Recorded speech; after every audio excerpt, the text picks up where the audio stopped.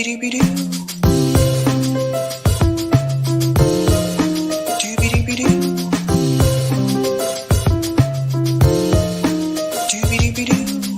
host, sabrinasalvati.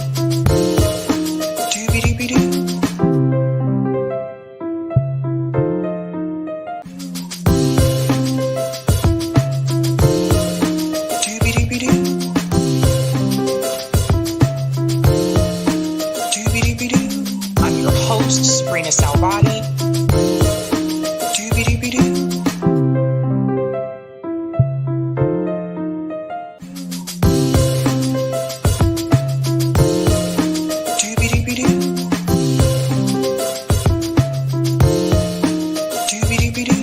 I'm your host, sabrinasalvati. All right. Welcome to Sabby Sabs podcast. I'm your host, Sabrina Salvati. If you're new, I want to let you know that Sabby Sabs podcast is a part of Revolutionary Blackout Network. You can catch me there on Thursdays for the Sabby and JB show. And you can catch me here on Tuesday, Thursday, Friday, and every other Sunday. Shout out to everyone watching on YouTube, Rockfin, Twitter, and Rumble. And we're going to go ahead and dive right in, guys. Before we get into news stories tonight, I want to bring in two guests.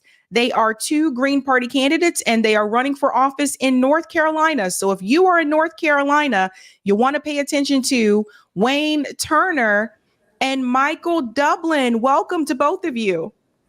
Thank you. Thank you, Sabby. It's an honor to be here. All right. So I want to get started. We're going to go in order here. So I'll get started with you, Wayne. If you can tell everybody why you decided to run, particularly through the Green Party, and what you're running for. Well, I'm running for governor to answer the second part first. I've been a Green for 25 years.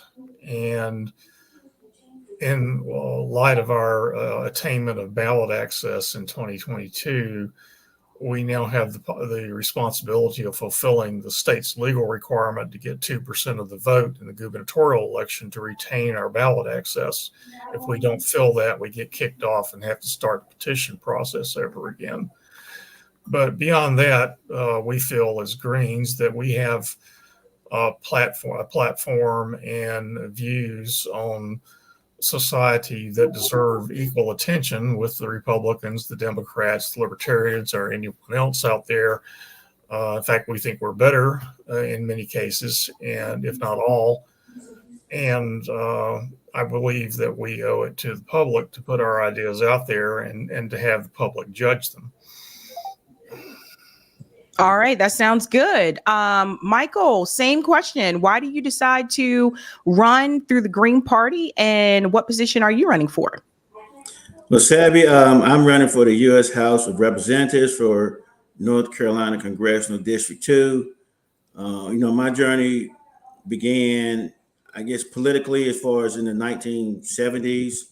My grandmother always had us involved with the NAACP at an early age. My dad took political science at Shaw University, HBCU. So it's something I've always been involved in political action. And so for the majority of my earlier years, I was a Democrat, as most Southern African Americans were. And so I was involved with the Democratic Party for many, many years. Met Jesse Jackson out here. He came down and marched with him in 1984. And I've been a soldier for climate action for over 30 years. I started learning about global warming and things like that because I was always interested in science. So some of y'all remember Carl Sagan. Watching him and learning more and getting involved with Greenpeace amongst other groups out canvassing. And as far as social action, I was marching out in Raleigh area when we were marching against police injustice and shooting of innocent Black people. And this is back in the 90s, early 90s, up until the 2000s. I've always stood for nonviolence and anti-war. I'm a middle school teacher, and I remember when we invaded Iraq. I was one of the few teachers In fact, the only one in my school. I walked around and wore a red glove. And when people asked me why was I doing that, I said because we have blood on our hands. And I was warned that, during a protest at that time might get me in trouble because once the patriotism starts and the flags are waving, people don't want to hear about, they're saying you're against the soldiers. They don't want to sit down and think about why we bombing this poor country, and as someone said, we're going to bomb them to smithereens. And I was like, that is so unjust. And, why are we doing this? And, I also had an uncle who fought in Vietnam who told me, he taught me the real reason for them fighting in Vietnam.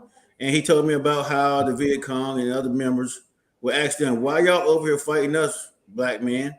You guys are our brothers. And then you're going to go back and get mistreated in your own country and you're fighting for them. So when I was taught about the domino effect and stopping communism and all that in school, I knew that was BS from the jump.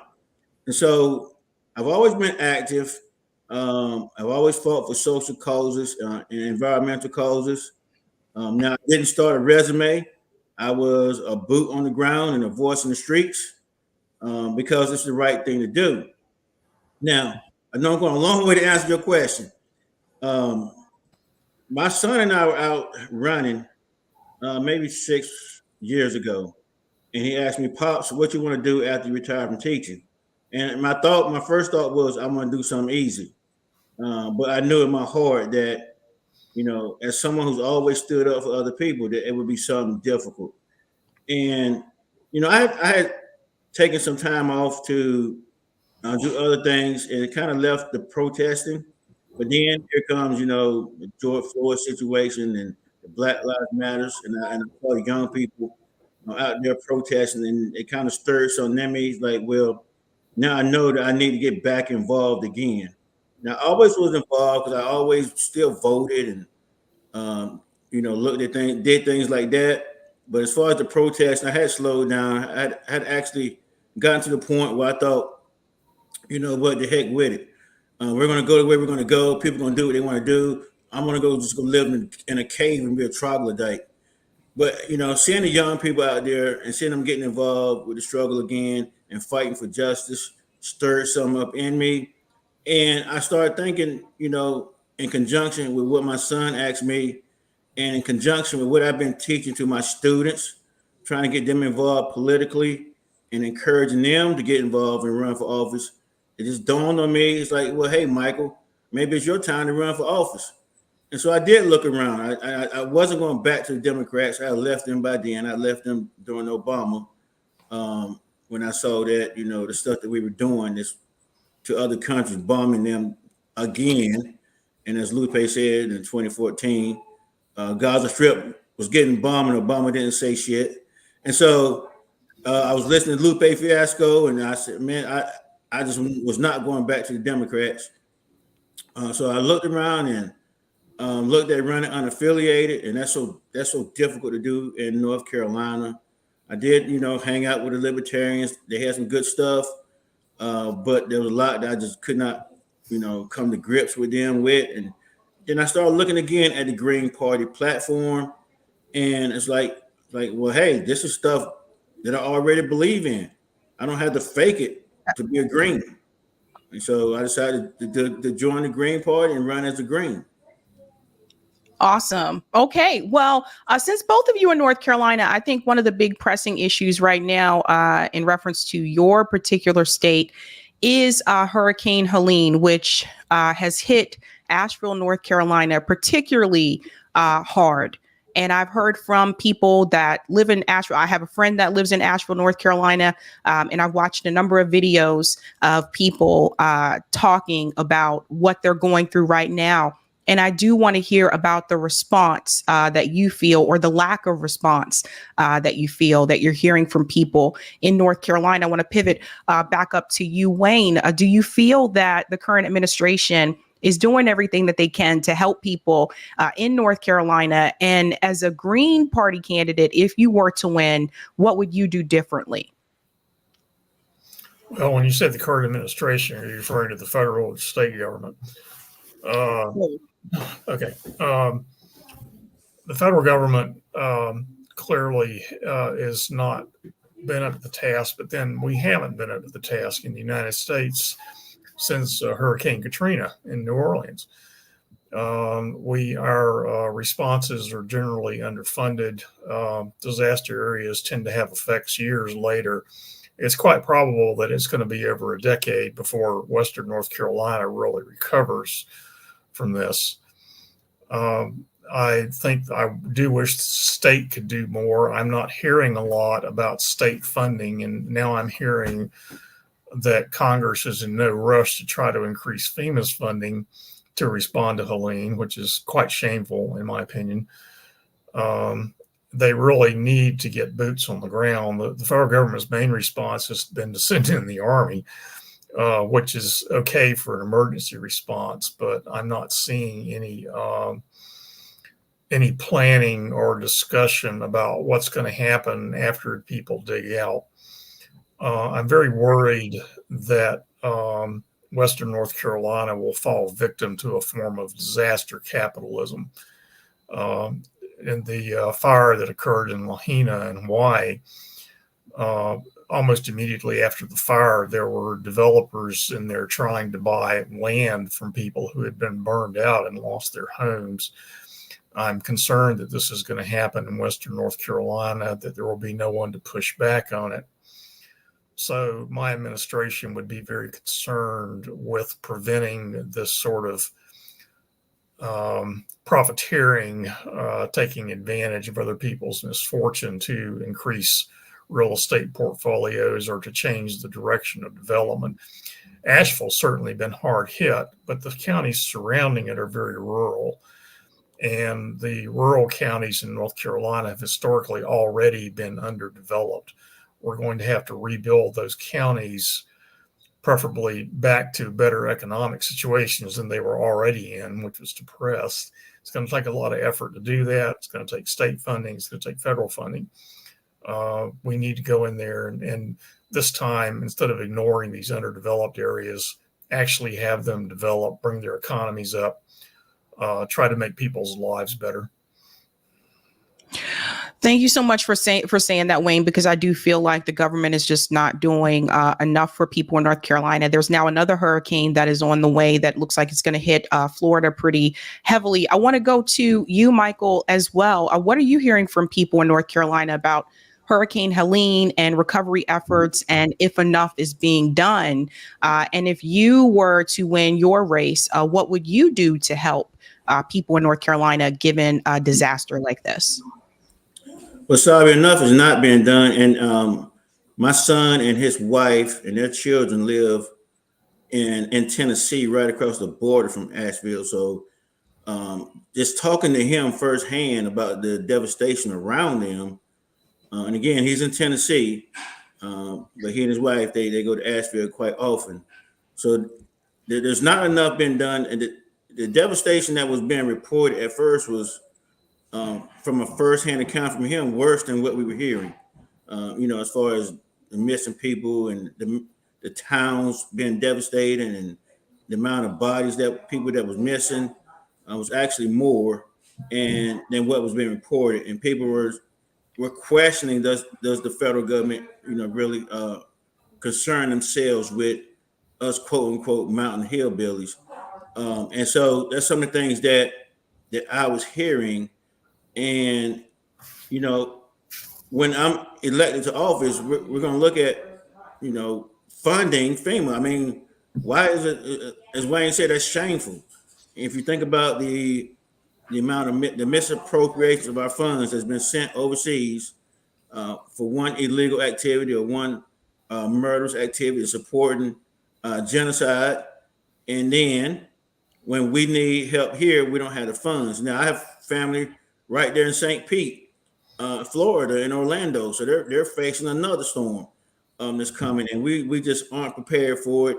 And when I'm elected in office, I definitely will work towards getting FEMA fully funded and getting us prepared for events like this, because they're going to keep coming. And so not being prepared is a disgrace. I agree with both of you, and I would like to know what's going on with the funding as well. I do feel like this is North Carolina's Hurricane Katrina, so we've seen this happen before, and we've seen developers try to come in, they're just sitting by waiting to buy that land and to turn it into a different project, and oftentimes those people are not allowed to, or they can't afford to come back home. Both of you have mentioned the wars, and this is a big thing where I think like the Green Party is really, really, really good on this issue, anti-war, anti-imperialist. And right now, under the current administration, we do have the war in Ukraine, and we have a genocide happening in Gaza. And we also have what appears to be possibly the start of a genocide in Lebanon. We have the land expansion in the West Bank, which Israel is doing that as well. There are a number of things that are happening under this particular administration. And I want to hear a little bit from both of you. Wayne, if you were the governor of North Carolina, we have seen even local politicians support what Israel is doing, and local politicians support the war in Ukraine. Where would you stand on those two issues? Well, I absolutely do not support the Israeli actions in Gaza and the West Bank. This is not, it's not a war. It's an occupation and as you say, a genocide. It's just the intention of Israel, of the Zionist movement, has always been to take all of Palestine for itself and expel the Palestinians, and they've taken advantage of what happened in October to continue this. And of course, their push into Lebanon is simply part of their strategy to try to draw the United States into a wider war, which I believe they think they can win, but I think they're going to be sorely disappointed. The state itself, following the national lead, claims officially to have a special relationship with the state of Israel. We do several millions of dollars in import and export business with the state of Israel and North Carolina, and they do have favored status here. My response to that would be to try to get establish or attract and establish businesses from other countries. Palestine is now recognized as a country. I would like to be the first person to have a Palestinian business here connected to this nascent state of Palestine. I would like to see, businesses from Lebanon and other places that are affected by these wars come here as well. And I would not consider, as a governor, treating Israel as any special state.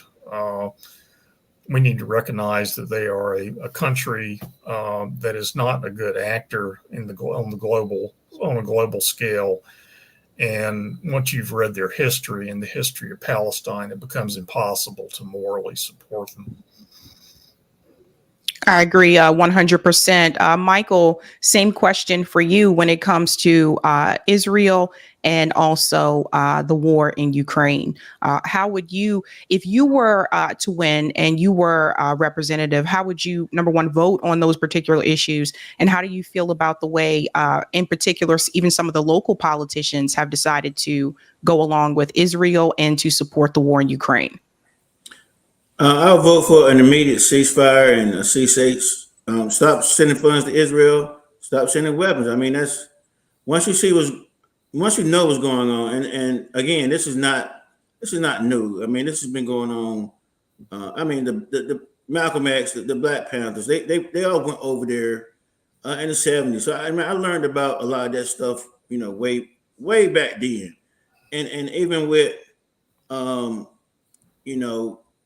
Amnesty International just saying it's apartheid, and the United States we turn a blind eye to it and saying, oh yeah, well, they have a right to exist. And I was talking to someone just last week and said, if I had a neighbor who was a friend and they wanted to borrow my gun to go kill somebody, innocently, an innocent person, I'm complicit in the crime by giving them the weapons to go do it.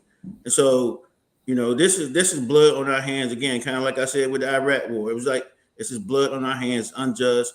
it's a continuation of endless wars in Vietnam, and think about how we treat, people of the global South. There's always brown people, yellow people. We go in and attack and kill them, and come up with some reasons to justify it.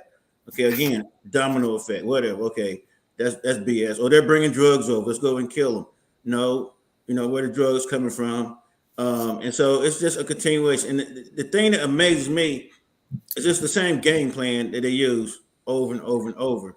Create a situation and then go in and attack, or send in funds or in weapons so that our quote unquote allies can go attack. And so it's the same story. And so if I'm in office, I'm definitely not supporting genocide. I'm going to, stand for righteousness. And some of these representatives and senators that's in office right now, it's shameful the things that they say and believe. A senator actually said, well, my grandmama said that these were God's people, so I'm always going to support Israel. It's like, dude, your grandma was probably born in the 1800s or the early 1900s. And just because grandma said it doesn't mean it's right, and doesn't mean you should be supporting genocide. That's right. 100%. It kills me when people say things like that. Wayne, so you would be running against, remind me, is Roy Cooper running for re-election? No, he's not. He's actually a two-term governor. He can't run. The people I'm running against are Josh Stein, who was the attorney general who stepped into Roy Cooper's position when he became governor, and Mark Robinson, well, probably the whole nation's heard of Mark Robinson by now. He's quite an interesting person. He's the guy who referred to himself as the Black Nazi. Yes, some years ago, but I don't think I don't think he's actually changed his mind about that. I think he'd probably be fairly happy to be in that position. Currently, the Trump campaign is repudiating him, but I'm not sure how much support he's actually lost, especially in rural North Carolina. However, Stein is out polling him by quite a bit, and I have no reason to think that Mark Robinson is going to win here. Okay, so what do you think are, besides the Black Nazi thing, Roy Cooper, who is a Democrat, for those who are not aware? I was surprised when North Carolina actually received a Democrat governor, because I went to high school in North Carolina, for those who don't know. So I was kind of surprised by that. And back in those days, North Carolina was very red. It has changed over the years. What do you think are some of the things that maybe Roy Cooper did not handle well? And what would you do differently? Well, you may remember the bathroom bill. The famous HB2 that came out of the legislature. Cooper refused to sign it. And the legislature did not have the votes to override his veto. But he was willing to make a deal with the legislature that left parts of that bill intact, and essentially put a moratorium on municipalities passing other and similar bills. I believe that was a capitulation, especially since HB2 had other provisions in it, including elements that weakened the child labor laws here. And those elements were all allowed to stand. I would not have capitulated on that bill. And it was largely due to pressure from the professional and college sports community that he did so, because the NCAA was threatening to boycott the state and not play games here. I don't think that was a good decision on his part. In general, Governor Cooper is sort of an inheritor of the old Democratic good old boys network here. The Democrats ran this state for 50 some years. They did a few good things. but the old money, old power, and wealth always controlled what was going to happen to the legislature. The loss of the legislature to the Republicans was a real shock to the Democrats. But in many ways, they're not all that far apart. They're both capitalist parties. They're both give unnecessary obeisance to private investment and developers. They don't pay as much attention, I believe, as they should to the environment here, especially allowing the development of concentrated feedlot operations, which are very polluting. North Carolina, under both administrations and under the Democrats, it now has 35 Superfund sites that need to be cleaned up, and they're not getting cleaned up, or the access on them is glacial. The rural areas of our state, which are notably areas where a lot of Black people live, are not developed. They're underdeveloped economically and financially. And I think this is because we have not yet gotten rid of our 150-year-old legacy of racism. The Pearsall Plan, which became the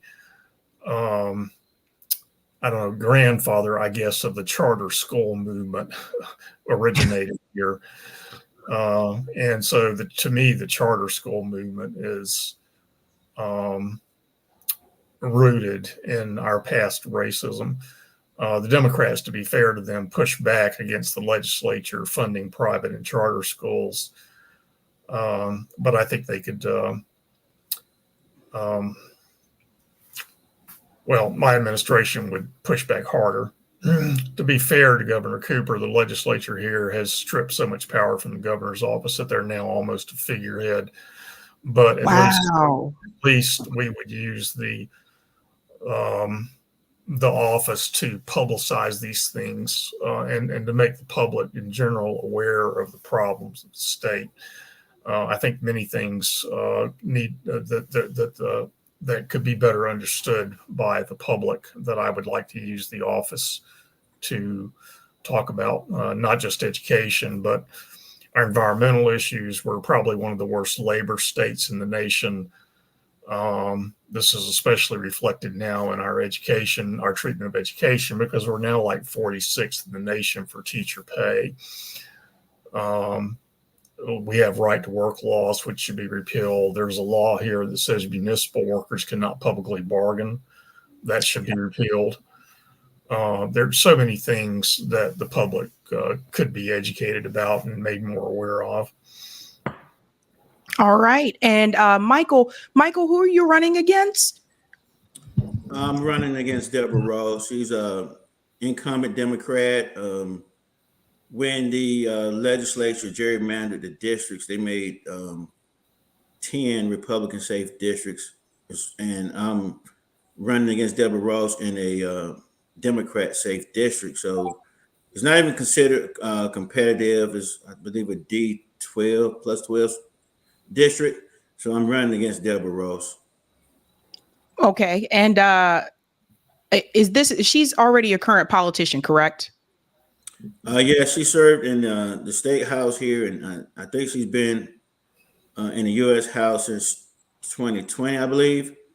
And I mean, she's voted every time that the bill comes up, to send more money to Israel. She votes yes. I mean, she was in there when Netanyahu came to visit, and she's just been voting along for genocide. And I don't think she's really, I mean, she says she stands for access to healthcare, but to me that's just tricky wordplay, because access to healthcare means what? It means nothing.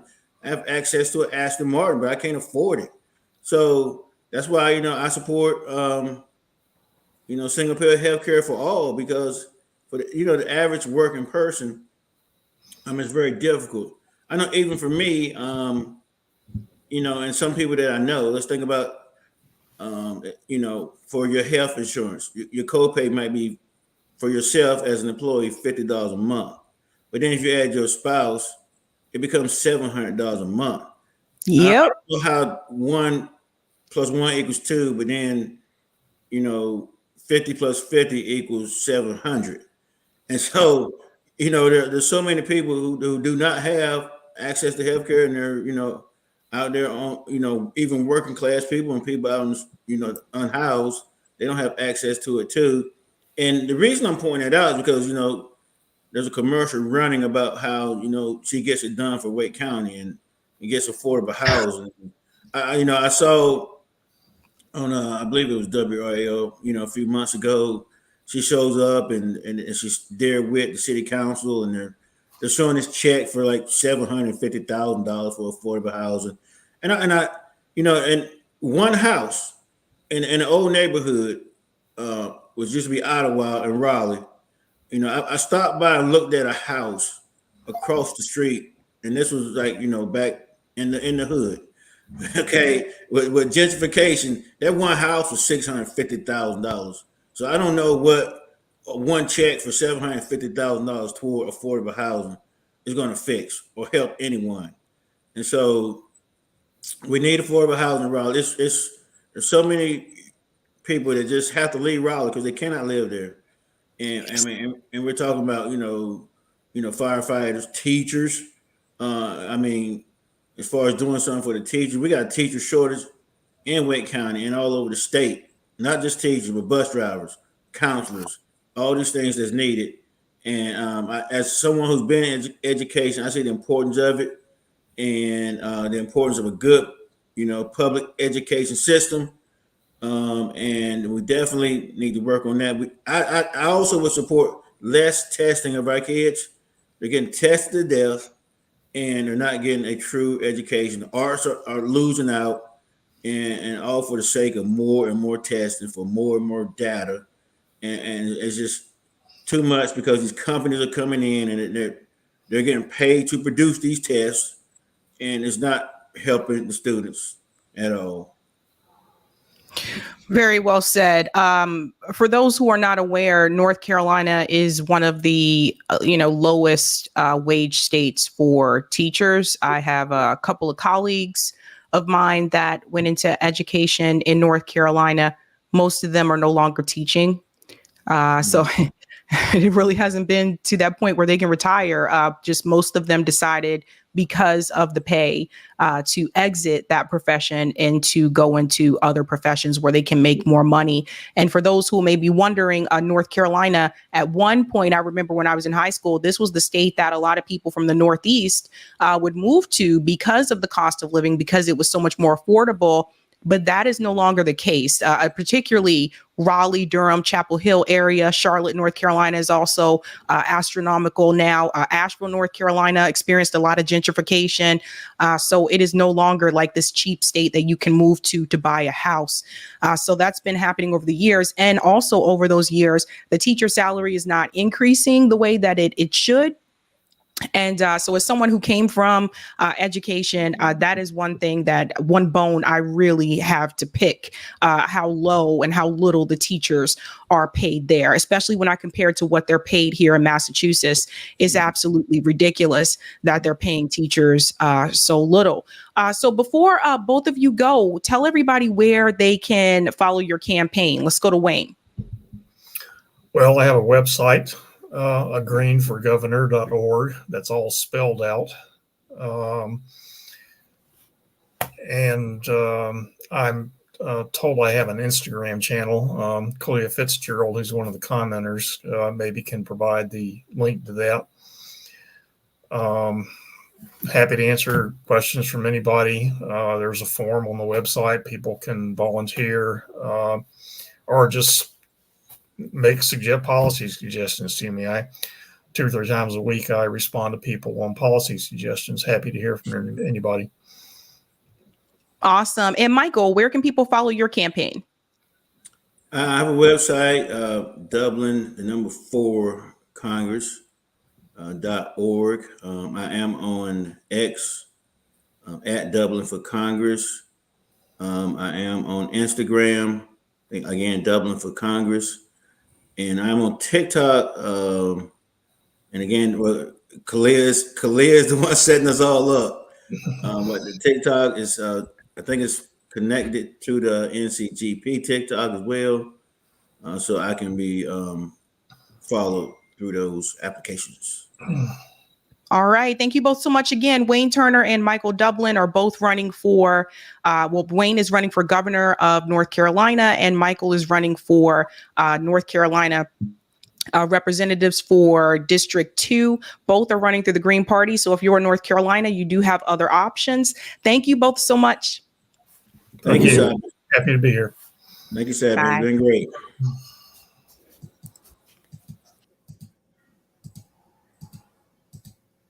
All right. All right. Again, you do have more options out there. Isn't it interesting, though, considering who was it? Oh, yeah, it was AOC who said that the Greens don't run candidates for other races. Oh, my God. Can we go there? Can we go there? All right, let's go to some of the comments really quick, ladies and gentlemen. Shout out to Lauren L. for becoming a new member. Give Lauren a big whoop, whoop. And shout out to Idea Bender for becoming a new member. Let's give that one also a big whoop, whoop. Thank you, Mark Pugsley, for the super chat. Sabby, do dissidents both declared for Jill Stein on today's show? I think we should start making moves to draw this movement together. I agree 100%. I mean, this is what I was trying to do. I've been trying to do with people, but, some people, that's great that they did that. But I've gotten pushback from some people who basically were just like, well, no, because this or this little thing or that little thing, or no, because, and I'm like, guys, seriously, like, this really is the time to create like a larger movement that goes past November. Yo-Yo says we need to platform Jill Stein, rally all of our influential voices who live in truth and love.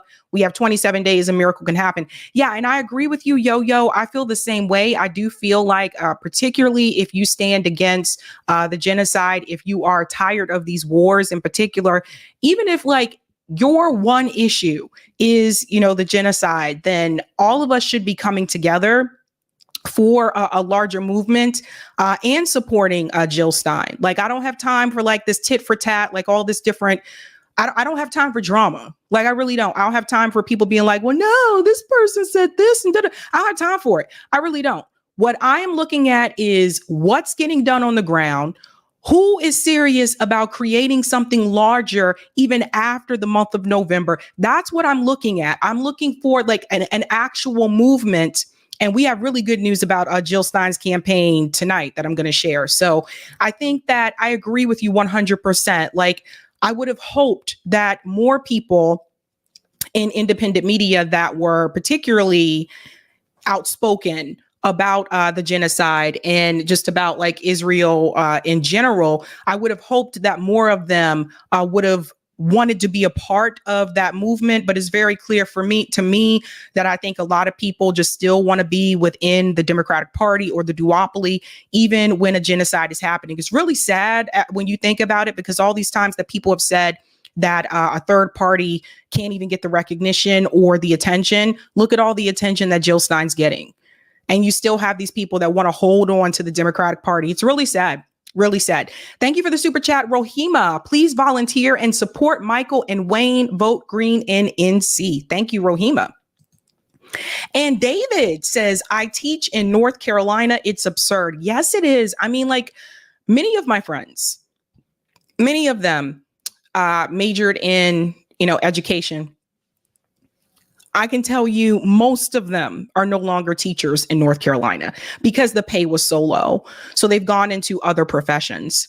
And thank you, Niamal. My school in NC set up Israel flags for October 7th. They had police and fences to guard them and checking IDs before class all week while Helene victims suffer.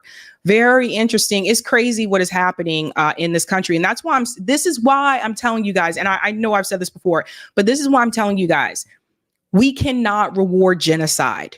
And I'll get into that a little bit more tonight when we get to the Jill Stein story in particular, because the reality is we really cannot reward genocide. Like I said, if you let them get away with this, they will know that they can get away with anything and that you're still going to support, people are still going to support them.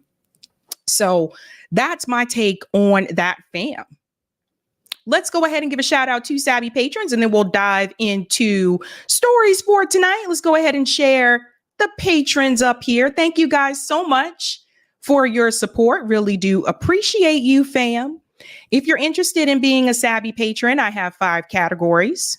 Ultimate, there's Sabinators. Don't forget about those Sabsters in the house. Of course, we also have to shout out the Sabbies. This is where most people reside, in Sabby land. And of course, we also have members as well. Thank you so much for your support. You can see all of their names featured here, and you can also see their names scrolling across the bottom of the screen there on the ticker throughout the show. And I want to give a special shout out to new Sabby patrons. What is up, fam? We call them newbies over here. Let's give it up for Sylvester Ogletree, Big IG Electricity. I don't know, for some reason I see that name and I want to do electricity. Paul Zacharia, Liz Mednick, Tracy Green, and Victoria Akuma Rose. Thank you so much for your support. Really appreciate all of you, fam. Welcome. And let's dive in.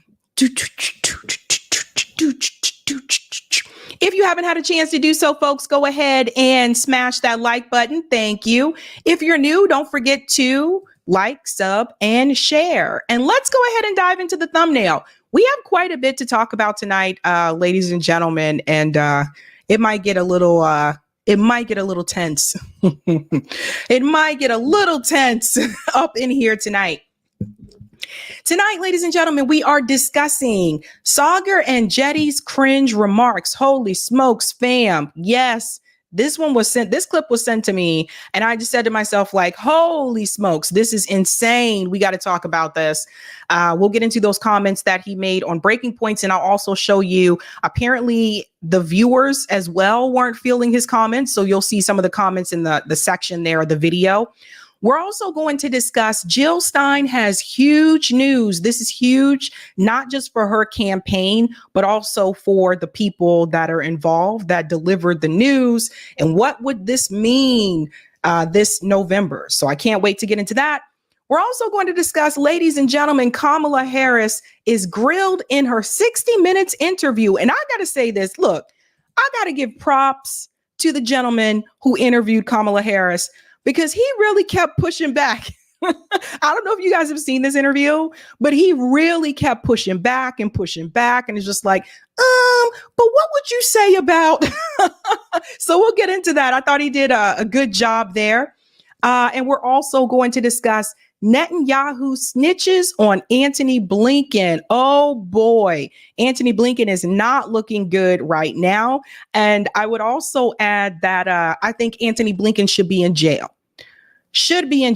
We'll get into that. And we're going to start those Colorado ballot measures tonight. Colorado has 14 ballot measures. So I think we'll get to like 5 or 6 tonight, and we'll finish the rest on Thursday. So let's go ahead and dive in, fam. What? Okie doke. Let's get into this first story. A couple of nights ago, I told you that a leaked document revealed that Antony Blinken actually knew that Israel was blocking entering Gaza prior to the confrontation of journalists at the press conference, and the video footage that was released, that he knew prior to that. So there were leaked documents that exposed that information. Now we have more information, which is revealing that Antony Blinken not only knew prior to that, but also that apparently Netanyahu has decided to snitch a little bit and reveal even more information. And I got to tell you, it does not look good for Antony Blinken. The evidence is definitely against him. The evidence is not on his side. That is for certain. And then there, of course, is this call for Antony Blinken to resign. I also think that Antony Blinken should be arrested for war crimes. So let's go ahead and get started. Now, this particular clip here is a press conference. This is from Drop Site News.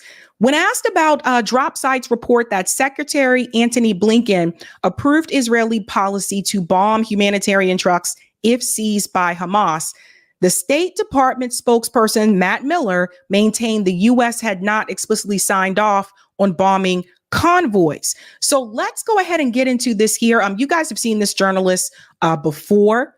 I want to get started with this, and then we're going to get into that damning article, which reveals a lot of information. Again, like I said, Netanyahu is snitching. He is, but you know what? Netanyahu was like, look, it's weird because it's like he's such a corrupt, evil, genocidal maniac. But at the same time, Netanyahu is making a statement that, oh, no, Antony Blinken, you're not going to let this, all be pushed on me. I'm going to tell people about you as well.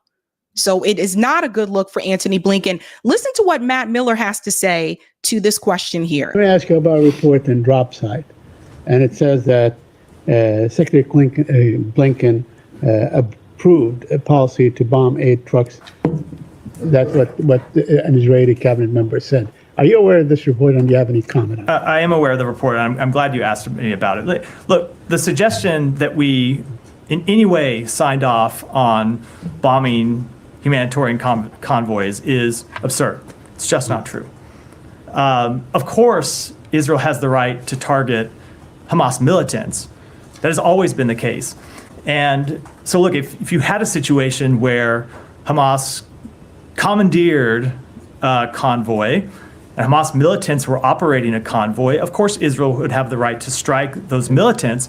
That's not been the situation that we've seen over the past year, except in some very limited circumstances. There have been a few reports here and there of Hamas commandeering convoys.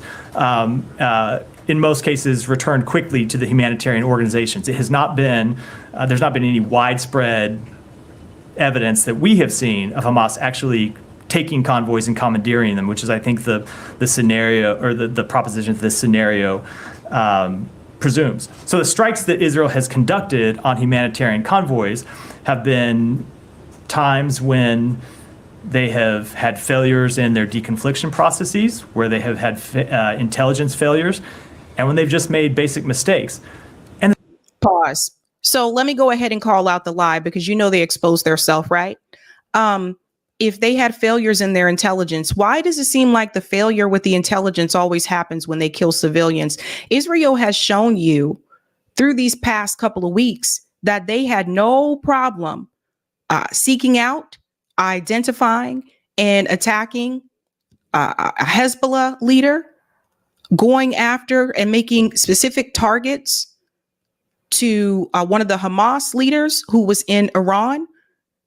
And they have said this publicly, that their intelligence is that great that they're able to do that they can actually pick up like a spot on someone's shoe. So Matt Miller is lying to you. It's not a mistake. You don't mistakenly genocide a population. It's not a mistake. You don't mistakenly just block aid, blow up humanitarian food trucks. That's not a mistake. That's intentional.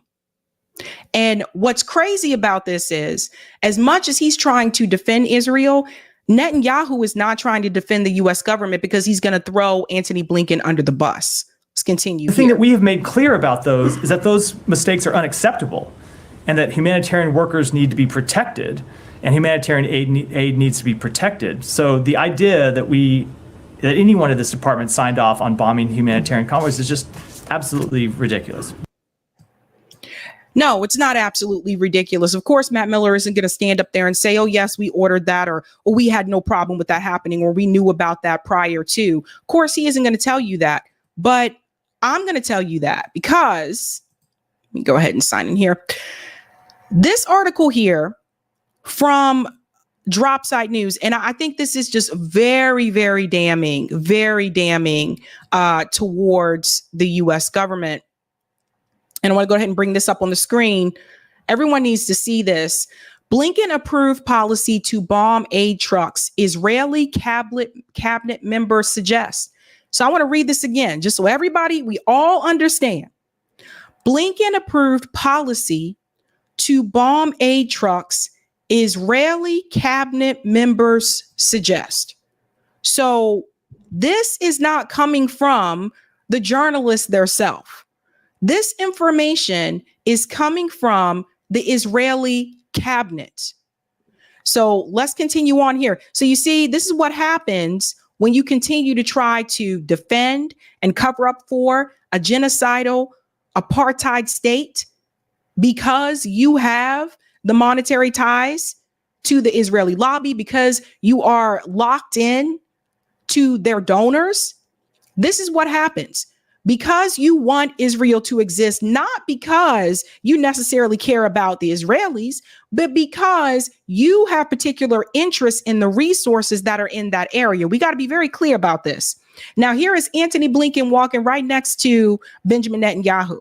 So let's get into this information that was uncovered by drop site news.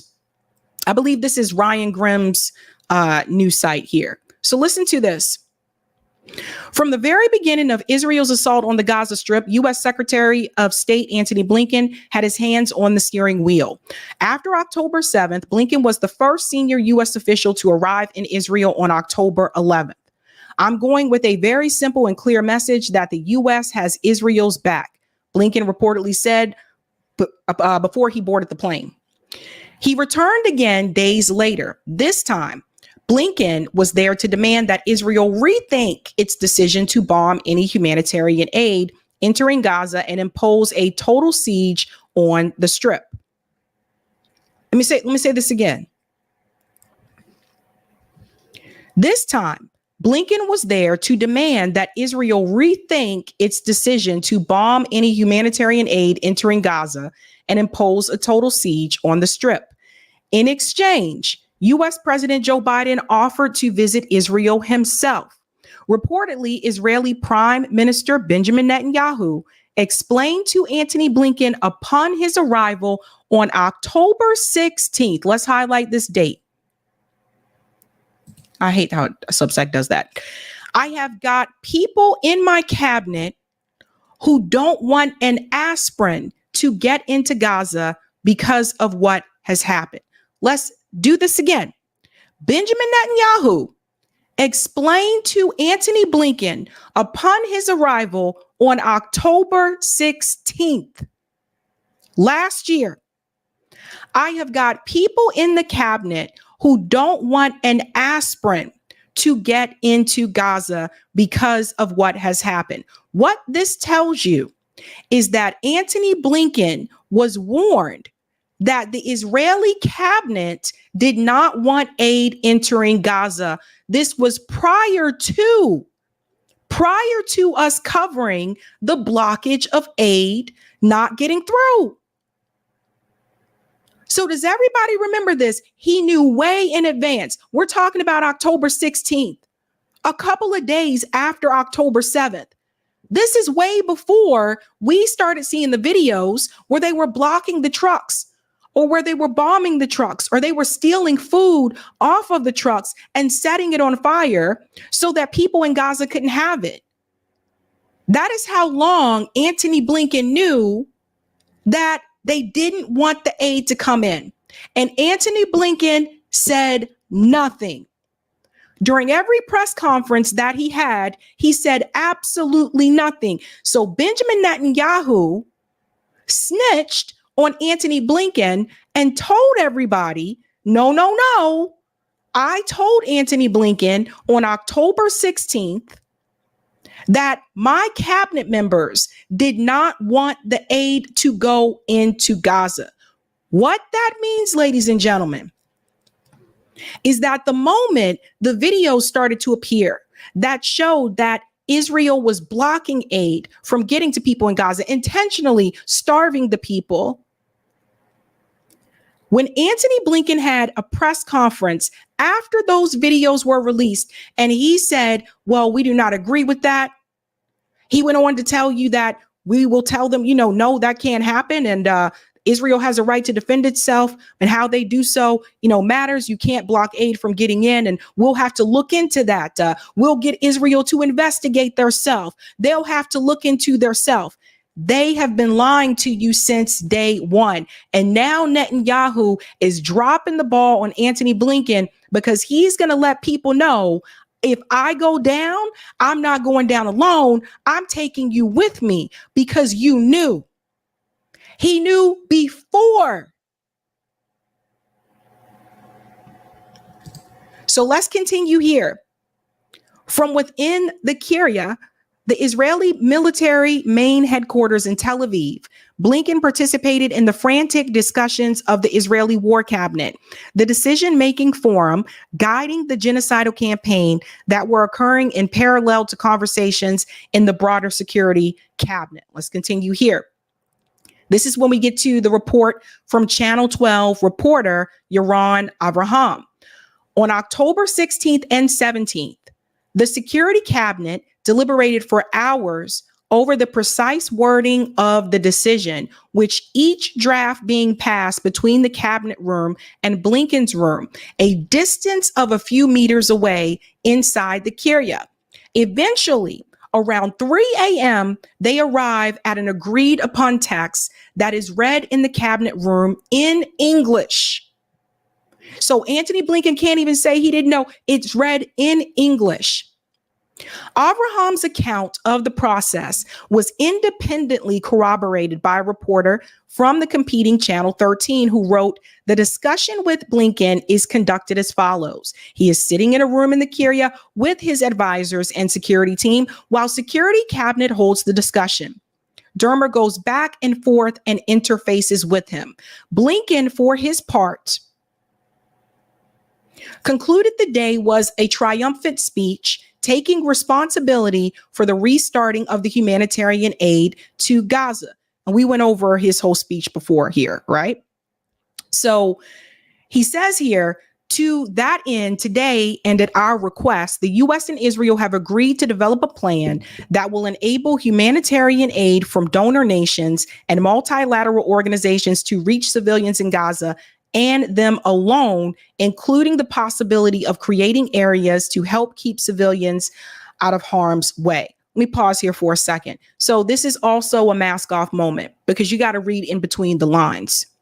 If Antony Blinken was stating here that they had an agreement with Israel that they would be able to send in humanitarian aid, and it says that it would reach those civilians alone, keeping them out of harm's way. What that tells you is that Israel always had the option and the opportunity to not kill the civilians.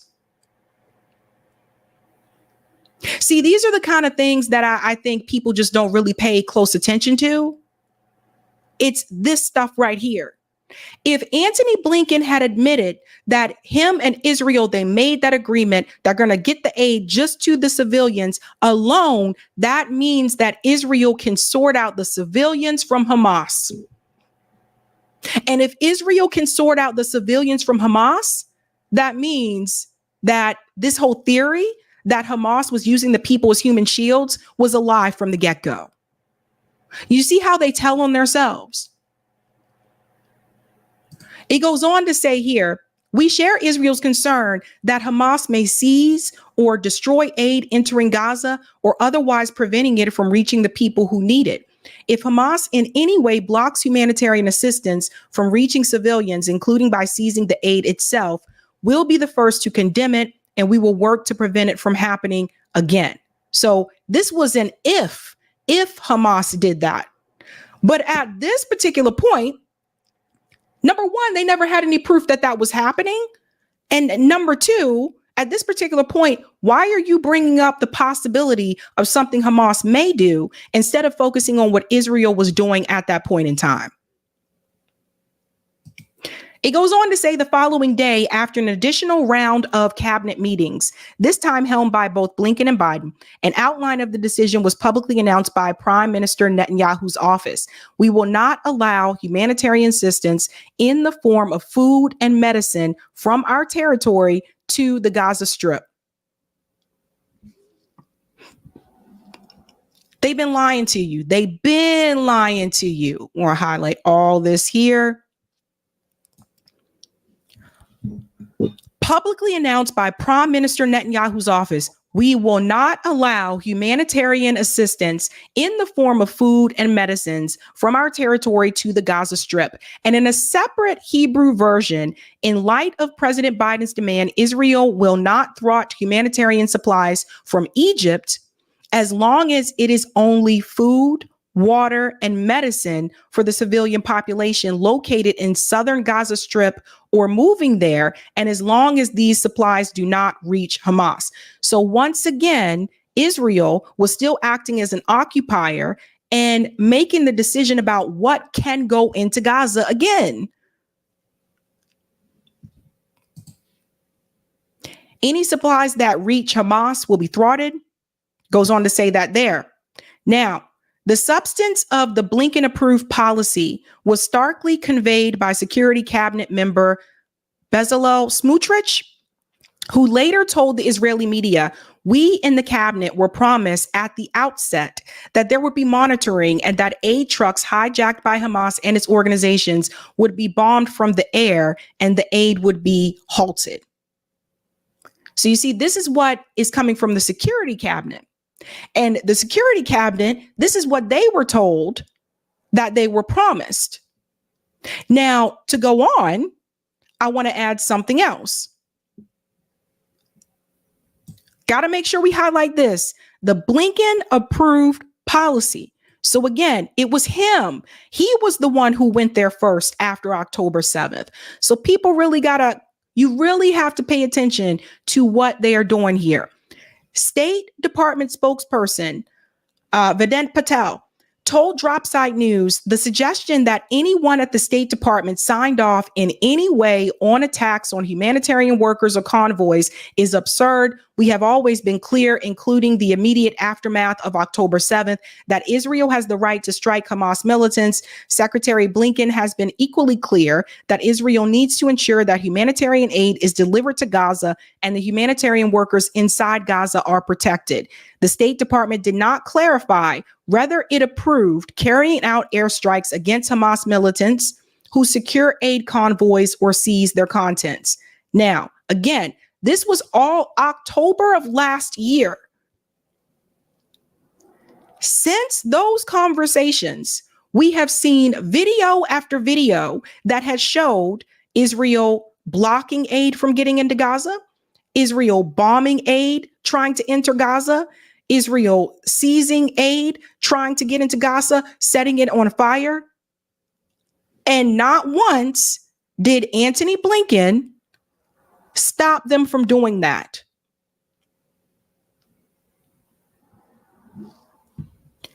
Now it goes on to say here, this part is important as well. Minimal aid should be allowed. For Smotrich and other Israeli policymakers, the U.S. approval of the policy presented an opportunity to realize aspirations they had harbored long before October 7th. Already in 2018, as Palestinians in Gaza resisted the Israeli blockade, jokingly referred to by the Israeli government as an appointment with a dietitian. This was the caloric diet. Through mass protests, Smotrich stated, "As far as I'm concerned, Gaza should be hermetically sealed. We shouldn't provide them anything." Here's the kicker, guys, right here. "Let them die of hunger, thirst, and malaria. I don't care. They are not my citizens. I owe them nothing." So again, these are things that were said prior to us seeing those videos. The first part of the humanitarian aid policy approved by Blinken, the barring of entry of aid from within the Israeli territory, was short-lived. By December 2023, aid had begun entering directly through Israel. And from the very first moment, Israel's monitoring mechanism implemented shortly after the meetings on October 16th and 17th required all aid, regardless of origin, to go through checks within Israel before reaching Gaza, resulting in major delays. Now, this is around the time when we started to see the videos of them setting food and medicine on fire. But the second policy, the thwarting of aid shipments within Gaza, if they reach Hamas, also proved to be an effective tool in Israel's arsenal when it came to starving the Gazan population, because all they had to do was to say, well, yeah, we bombed that truck because Hamas tried to hijack the truck. They never had to provide any proof, no evidence. All they had to do was say that, and that would excuse their actions. So the reality is, ladies and gentlemen, and people need to see this part up here. I just want to show it one more time. Blinken approved policy to bomb aid trucks, Israeli cabinet member suggests. So, as I told you guys before, they have been lying to you since day one. It's all been lies, whether it's been the State Department, whether it's been Antony Blinken. And honestly, like, had it not been for those leaked documents, we probably would not even have this evidence. And that's the thing. The leaked documents really did help, right? So then it goes on to say here, another part that I do want to highlight, this part right here. The real problem is the way Israel is conducting this offensive is creating massive obstacles to the distribution of humanitarian aid inside Gaza. Aid that had made it through into Gaza without rotting, despite delays caused by the military and by Israeli protesters egged on by the government to block aid trucks, had to then be distributed within Gaza using a handful of trucks Israel allowed to operate in the Strip, running on barely available fuel, driven under fire over destroyed roads filled with unexploded munitions, and delivered without real-time communications due to blackouts imposed by the Israeli government. For over 1 million refugees confined to the south of the Strip, whatever food they had received had to then be stored in tents, using increasingly scarce containers. Meanwhile, the domestic food production capacity of Gaza has been decimated through the deliberate and gleeful destruction of agriculture by the IDF and bakeries. On January 26, a panel of 17 judges found a real and imminent risk to the rights of Palestinians under the Genocide Convention. On the very same day, the U.S. cut funding to UNRWA after a narrative aggressively promoted by the Israel Knesset members that the agency, which employed tens of thousands in the Gaza Strip, was also employing an untold number of members of Hamas, that terrorists had been students in UNRWA-run schools. Obviously, that was a lie. That was another excuse for them to block aid. UNRWA is a complete cover-up for Hamas activities and terrorist activities. Hamas has taken over this organization. That was the defense that Israel used. They went on to say there are 13,000 UNRWA workers in the Gaza Strip, and they are all Hamas members or their relatives. Blatant lie. The funding freeze, which has been described at the time as a temporary pause, has largely persisted to this day, crippling the agency's humanitarian efforts. In UNRWA's stead, Israel cultivated relations with foreign NGOs, most notably World Central Kitchen, who refrained from criticizing Israel's policy or insisting on a ceasefire and lacked the infrastructure and expertise to make up for the debilitation of UNRWA. Around the same time, Netanyahu repeatedly emphasized in public speeches that the amount of aid Israel is allowing into Gaza is minimal. Regarding humanitarian aid, minimal aid should be allowed. And when I say minimal, this means not to shy away from a humanitarian crisis in Gaza. There are no innocents in Gaza. So there was Netanyahu saying none of the people there are innocent.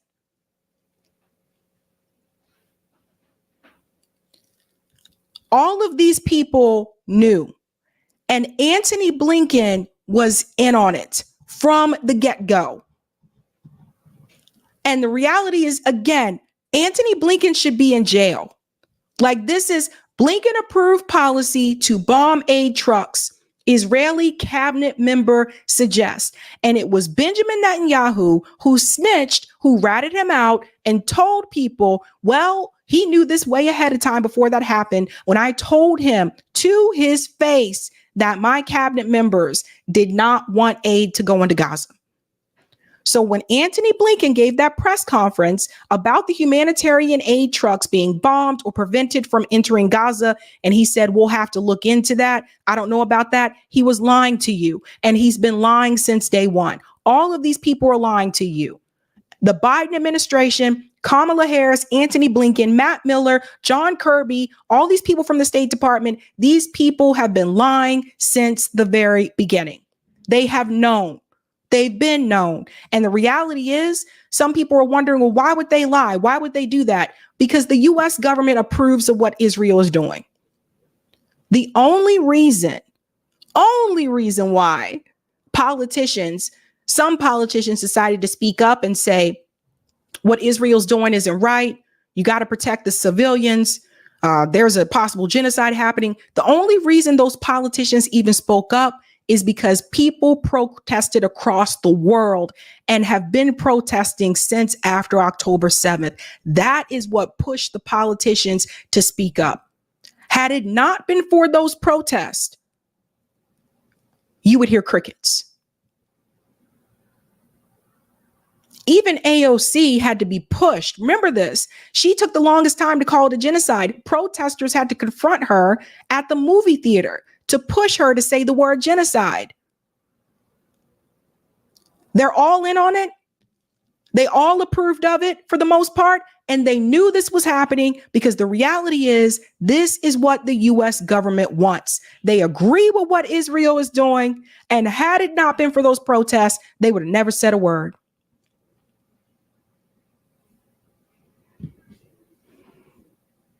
Let's go to some of the comments here. Thank you, Reverend Edmund Bolella. The U.S. has lost all credibility in the global community and our basic humanity.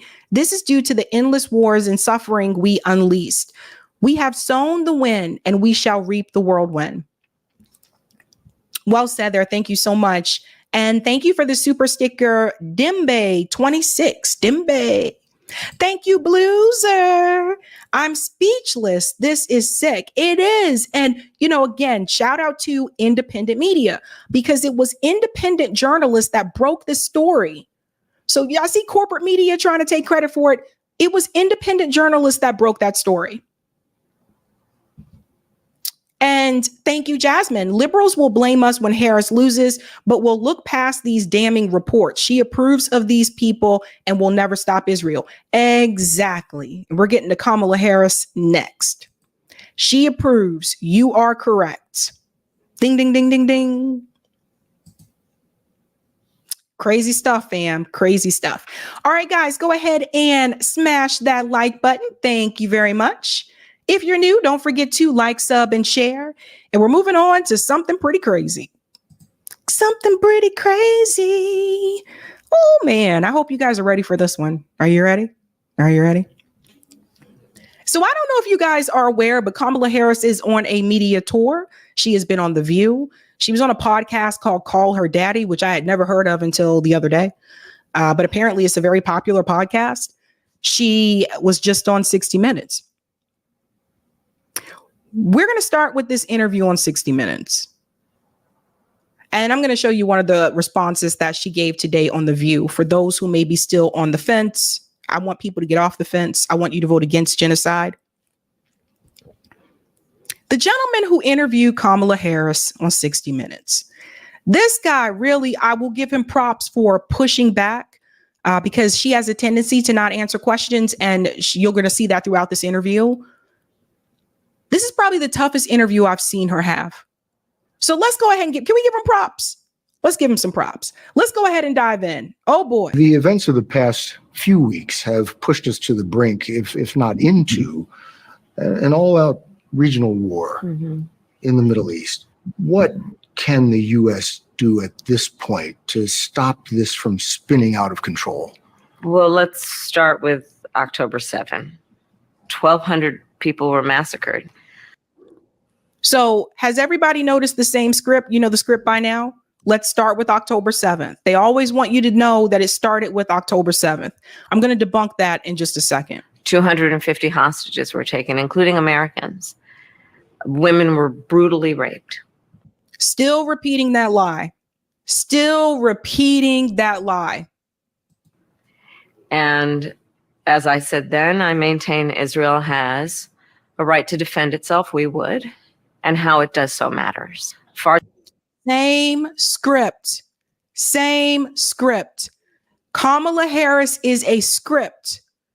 This woman never says anything different about this issue. It's the same script that she's reading from over and over again.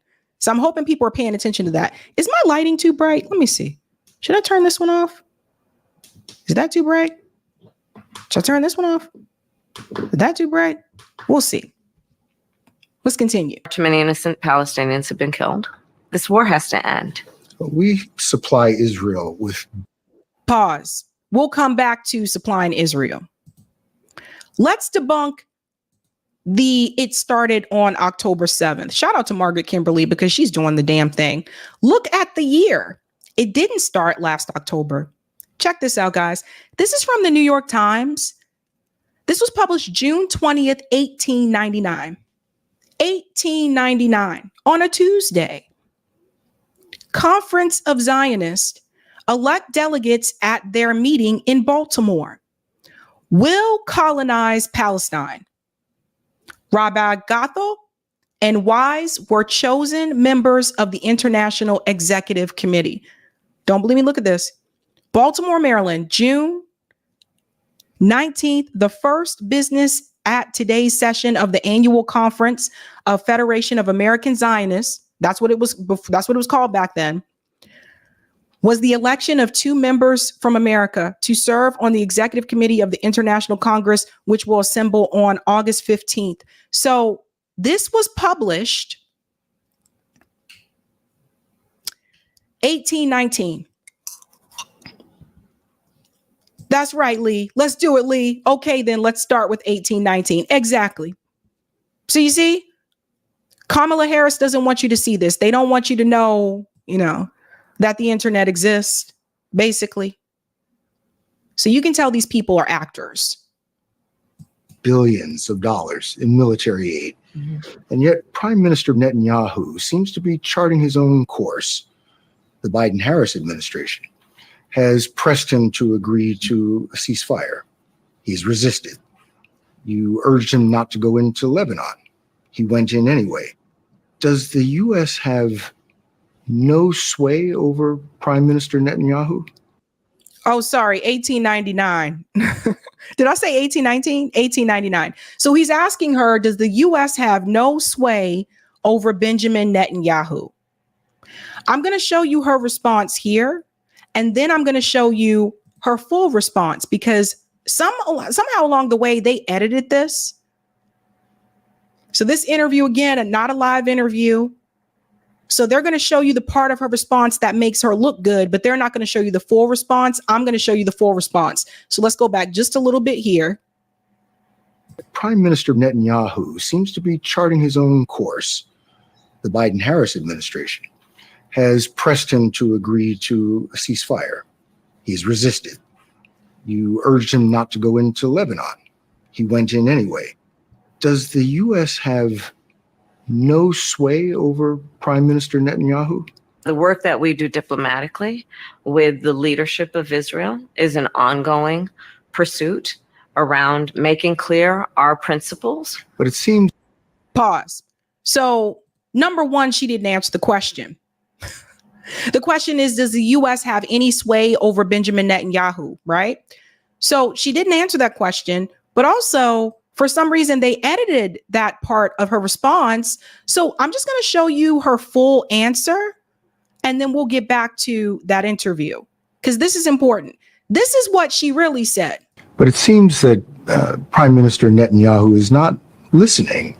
Well, Bill, The work that we have done has resulted in a number of movements in that region by Israel that were very much prompted by or a result of many things, including our advocacy for what needs to happen in the region. But it seems that Prime Minister Netanyahu is not listening. We're not going to stop pursuing what is necessary for the United States to be clear about where we stand on the need for this war to end.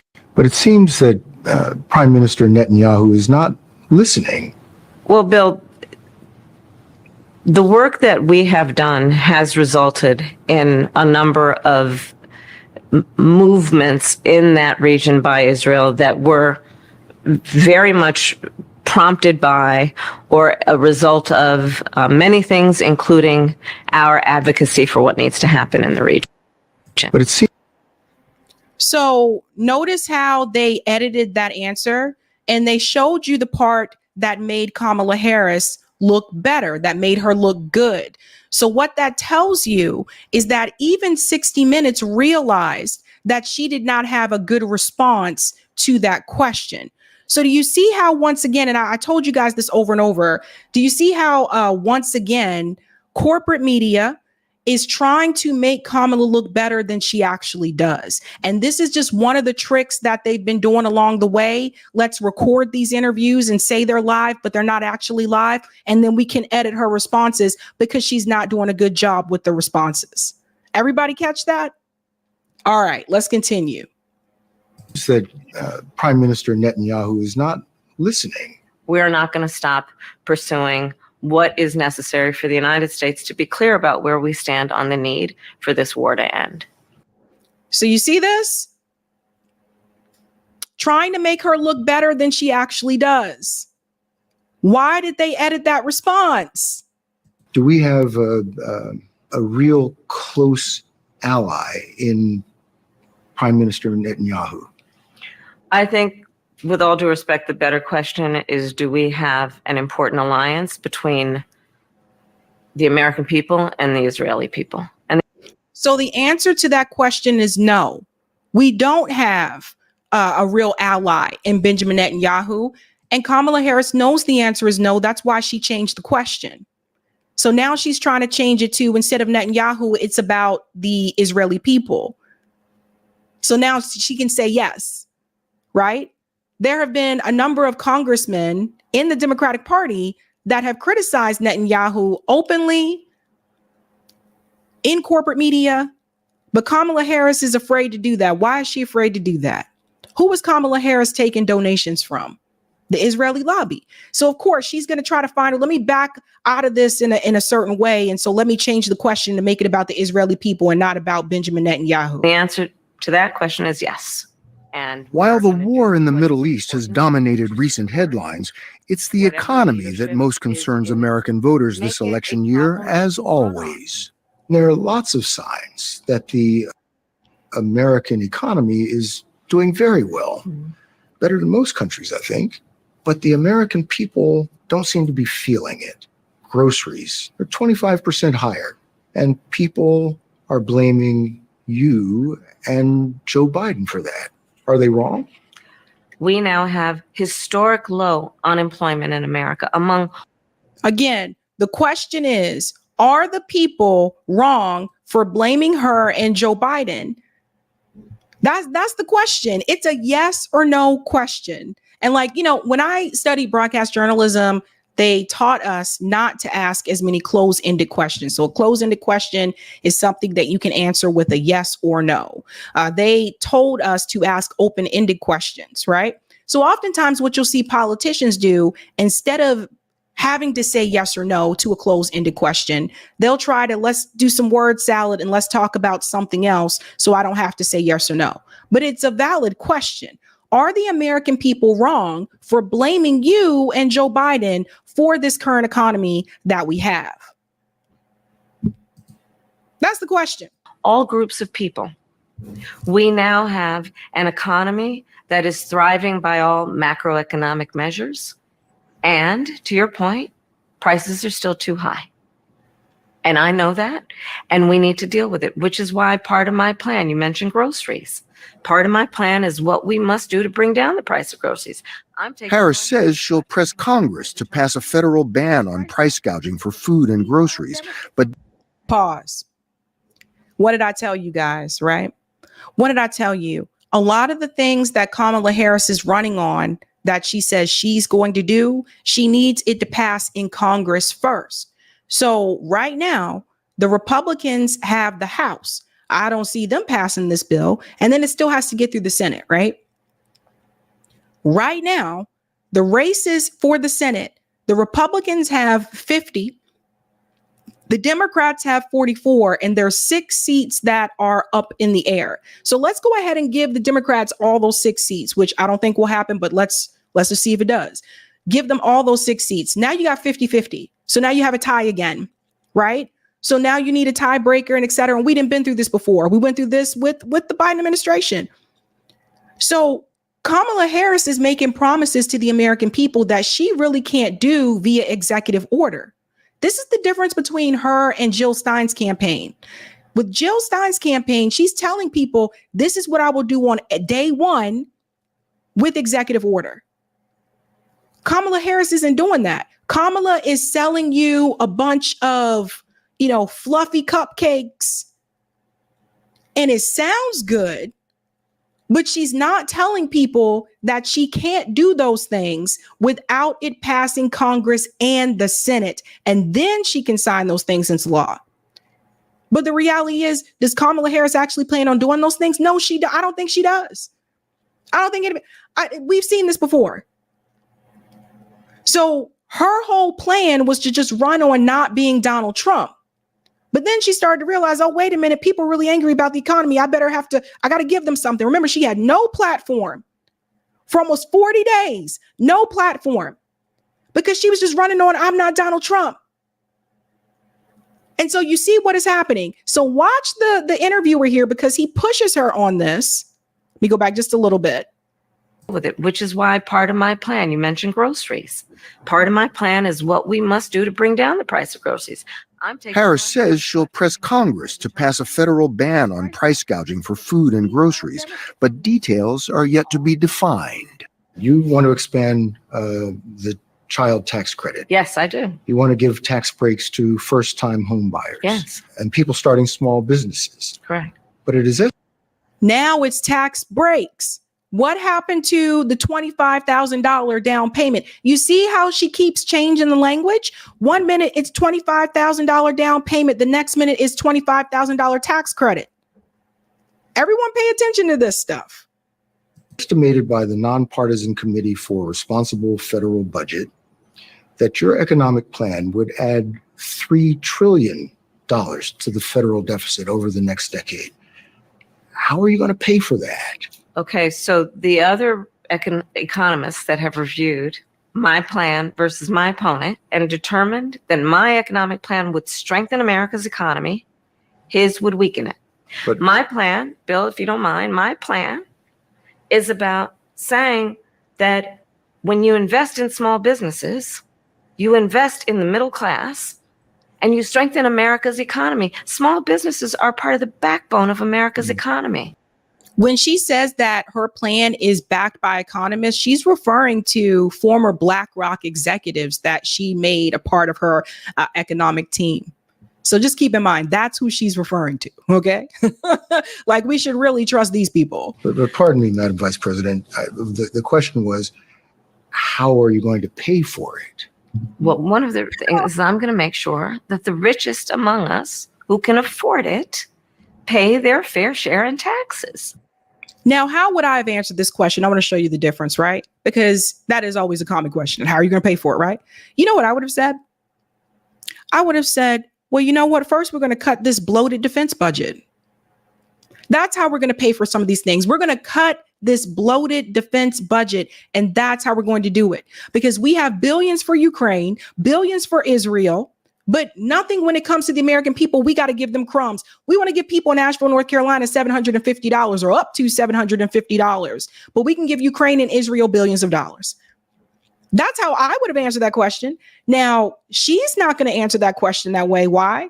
Because again, she's trying to win over moderate Republicans. She already said she wants to put a Republican in her cabinet. She's trying to hang along with Goldman Sachs. You know, she wants to defend the weapon contractors. She wants to continue to give Israel weapons. That's why she can't tell you what I just told you. I mean, it's a layup.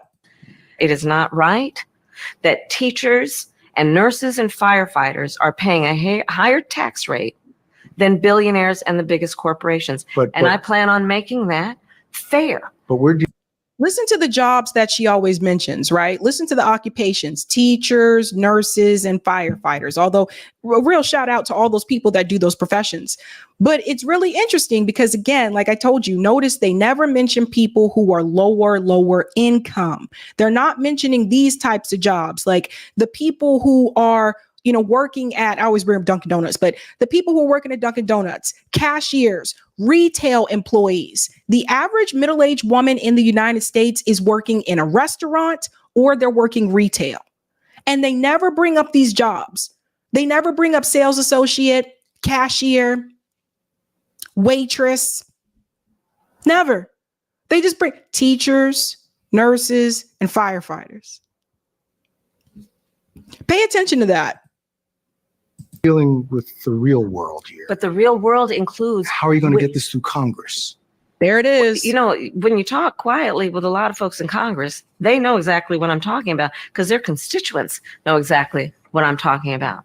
Their constituents are those firefighters and teachers and nurses. Their constituents are middle-class, hardworking folks. And Congress has shown. Let's go back a little bit. Listen to this one more time. One more time. It, pay their fair share in taxes.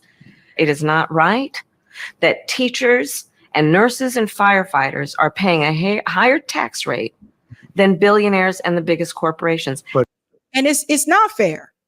It's not fair. But isn't that something that Bernie Sanders was saying in 2016 campaign and his 2020 campaign? So here's Kamala Harris trying to pull things once again from the Bernie Sanders campaign to make herself kind of appear to be progressive, even though we know for reals that she's not. And when Bernie Sanders was saying those things, didn't the Democratic Party like rail against him and say, oh, no, that's socialism. Don't start talking about that. But now it's okay for Kamala Harris to say it. Okay, listen again. And I plan on making that fair. But we're dealing with the real world here. But the real world includes. How are you going to get this through Congress? How will you get it through Congress? Because he knows that she can't. Republicans have control of the House, even if, let's switch it. Let's say this year, Democrats gain control of the House again. Okay, let's say it changes. How are you going to get it through the Senate? If you look at most of the plans that Kamala Harris has, these are things that have to get through Congress. So again, she don't have details.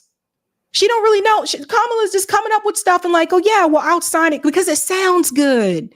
You know, it makes people feel good and warm and fuzzy and gives them hope and things like that. But the reality is, how are you going to get it through? How? You know, when you talk quietly with a lot of folks in Congress, they know exactly what I'm talking about because their constituents know exactly what I'm talking about. Their constituents are those firefighters and teachers and nurses. Their constituents are middle-class, hardworking folks. And so Congress has been known to not support their constituents and still get reelected. How do you guys think Lindsey Graham continues to win? Congress has been known to go against what their constituents want and just do for their donor base and still get elected. Congress has shown no inclination to move in your direction. I disagree with you. There are plenty of leaders in Congress who understand and know that the Trump tax cuts blew up our federal deficit. None of us, and certainly I cannot afford to be myopic in terms of how I think about strengthening America's economy. If you had such a problem with Donald Trump's tax cuts, why did the Biden-Harris administration continue to support some of Trump's tax cuts? So this is another question we continue to push back. But he's correct. It's not going to get through Congress. And she said we have many leaders. She's talking about Hakeem Jeffries because he's the minority speaker. of the House. So she's talking about him. So just him alone? Just Hakeem Jeffries is going to make this happen when it's a Republican House? Let me tell you something. I am a devout public servant. You know that. I am also a capitalist.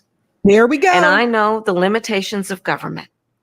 Kamala Harris has Remember when Elizabeth Warren said that? Unlike Bernie, I'm a capitalist. been in government for decades. She was first elected San Francisco District Attorney in 2003, then California Attorney General. She went on to the U.S. Senate and now Vice President. A quarter of registered voters still say they don't know you. They don't know what makes you tick.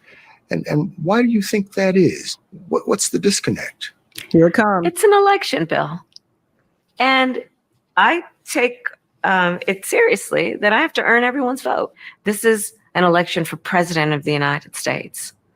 No one should be able to take for granted that they can just declare themselves a candidate and automatically receive support. You have to earn it. And that's what I intend to do. Let's go back to what she just said here. The hypocrisy is hilarious. Seriously, that I have to earn everyone's vote. This is an election for President of the United States.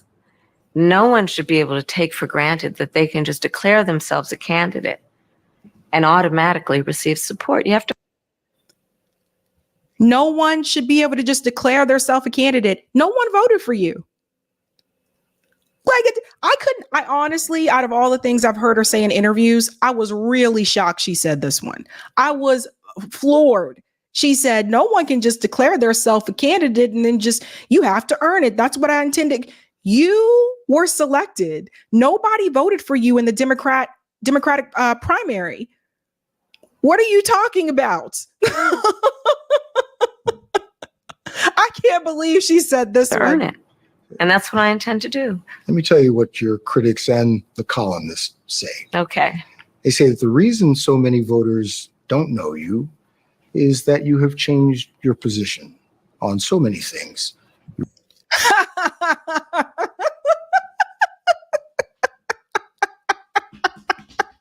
it up for the host.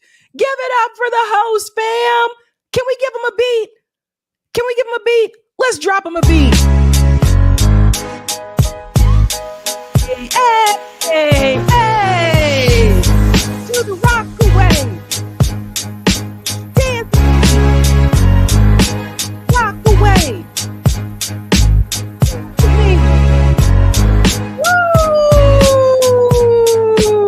Woo!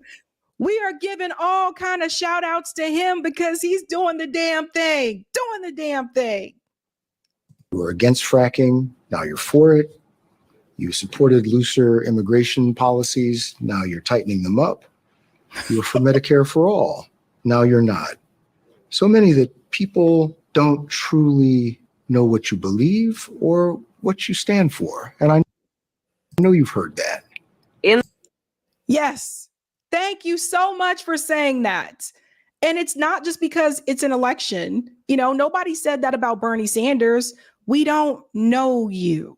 Nobody said that about Joe Biden. We don't really know what you represent. Nobody said those things. They're saying it about you. No one said that about Obama. No one said this about, did people say this about Bill Clinton? No, they're saying it about you because, again, according to the host, what did he say? You flip-flop, boo. You're a flip-flopper. Flippity-flop-flop. In the last 4 years, I have been Vice President of the United States, and I have been traveling our country. And I have been listening to folks and seeking what is possible in terms of common ground. I believe in building consensus. We are a diverse people, geographically, regionally, in terms of where we are in our backgrounds. And what the American people do want is that we have leaders who can build consensus, where we can figure out compromise and understand it's not a bad thing, as long as you don't compromise your values, to find common sense solutions. And that has been my approach. That has nothing to do with you flippity flop, flop, flop, floppy. You just go with whatever policy you think is going to be beneficial to you at that point in time. So when she was running in 2020, at that time, Medicare for all was a big part of the discussion, right? Maybe I should turn the slide back on. A big part of the discussion. So of course she was in favor of it until she got pushback from corporate media and other dim, establishment peeps. And then she decided, oh, no, I don't want to do Medicare for all.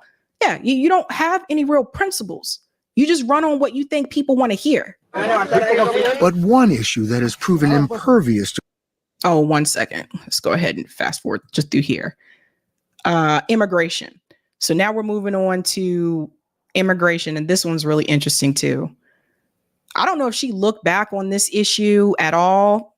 If she looked back on this interview in particular, let's go ahead and bring this part in here. Recently visited the southern border and embraced President Biden's recent crackdown on asylum seekers. And that crackdown produced an almost immediate and dramatic decrease in the number of border crossings. If that's the right answer now, why didn't your administration take those steps in 2021? Oh, do it again. Can we do it again? Let's give him a beat one more time. One more time. Hey, hey. Dance with me. Dance with rock.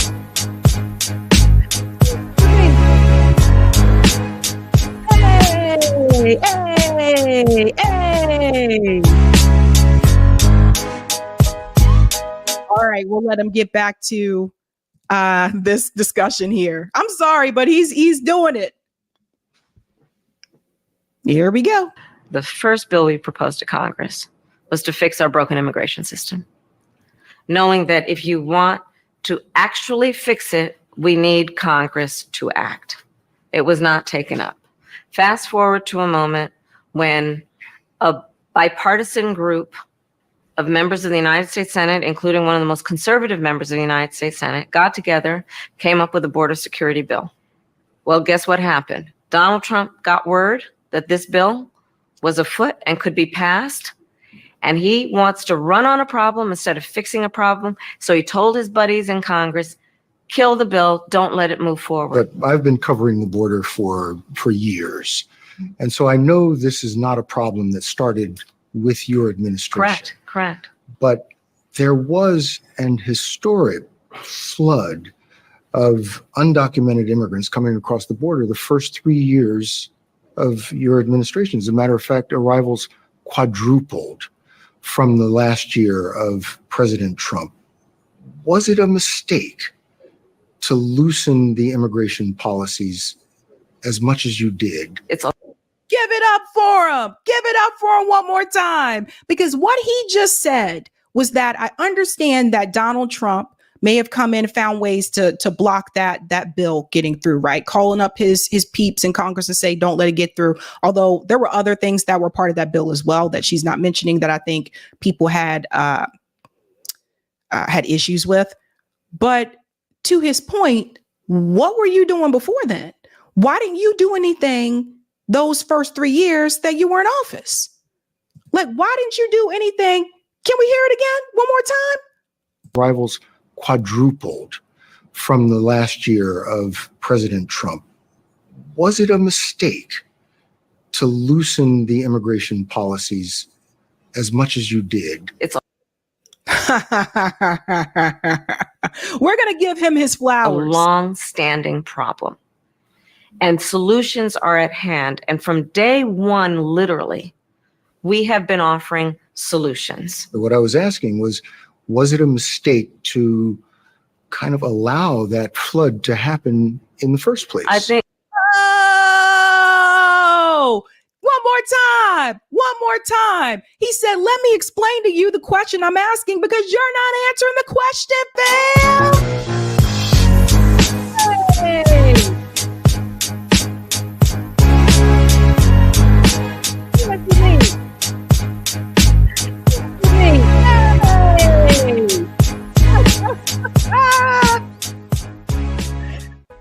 We're giving him his props tonight.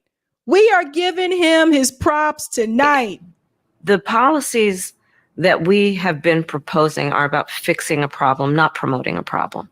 Okay. But the numbers did quadruple. And the numbers under your today, watch. because of what we have done, we have cut the flow of illegal immigration by half. But should you We have have done cut that? the Should you flow have of done that? fentanyl by half, but we need Congress to be able to act to actually fix the problem. You have accused Donald Trump of using racist tropes when it comes to Haitian immigrants in Springfield, Ohio, when it comes to birtherism, when it comes to Charlottesville. In fact, you have called him a racist and divisive. Yet Donald Trump has the support of millions and millions of Americans. How do you explain that? I'm glad you are pointing these comments. Oh, I forgot about this one. Tropes when it comes to Haitian immigrants in Springfield, Ohio, when it comes to birtherism, when it comes to Charlottesville. In fact, you have called him a racist and divisive. Yet Donald Trump has the support of millions and millions of Americans. How do you explain that? That's a good question.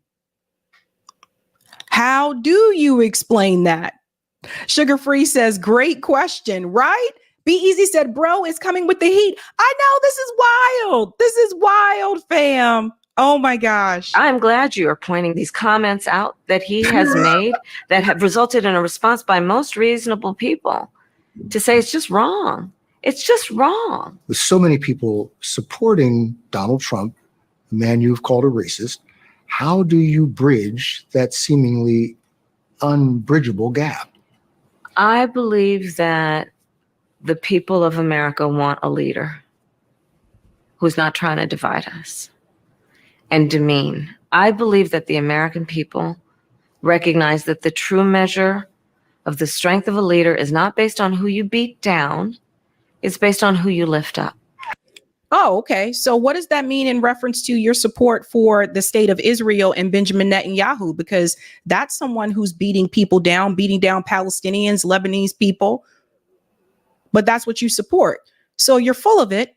And to go further, I told you again, she's on this press tour. She was also on The View. And I want you to hear something. This is really, this is French kiss. Listen to this. Would you have done anything differently than Biden in the last 4 years? Listen to this, guys. Well, if anything, would you have done something differently than President Biden during the past 4 years? There is not a thing that comes to mind in terms of, and I've been a part of most of the decisions that have had impact. Well, if anything, would you have done something differently than President Biden during the past 4 years? There is not a thing that comes to mind in terms of, and I've been a part of most of the decisions that have had impact. Well, so there you have it, folks. There is nothing that she would have done differently than Joe Biden. And she also, and I don't know if she should have said this part, but she also let everybody know that she has been a part of the decision-making plans for the past 4 years. So for all the people that told me she was the vice president, anything that happened under Biden is not her fault, she just let you know on The View that she was a part of decision-making ideas during the past 4 years.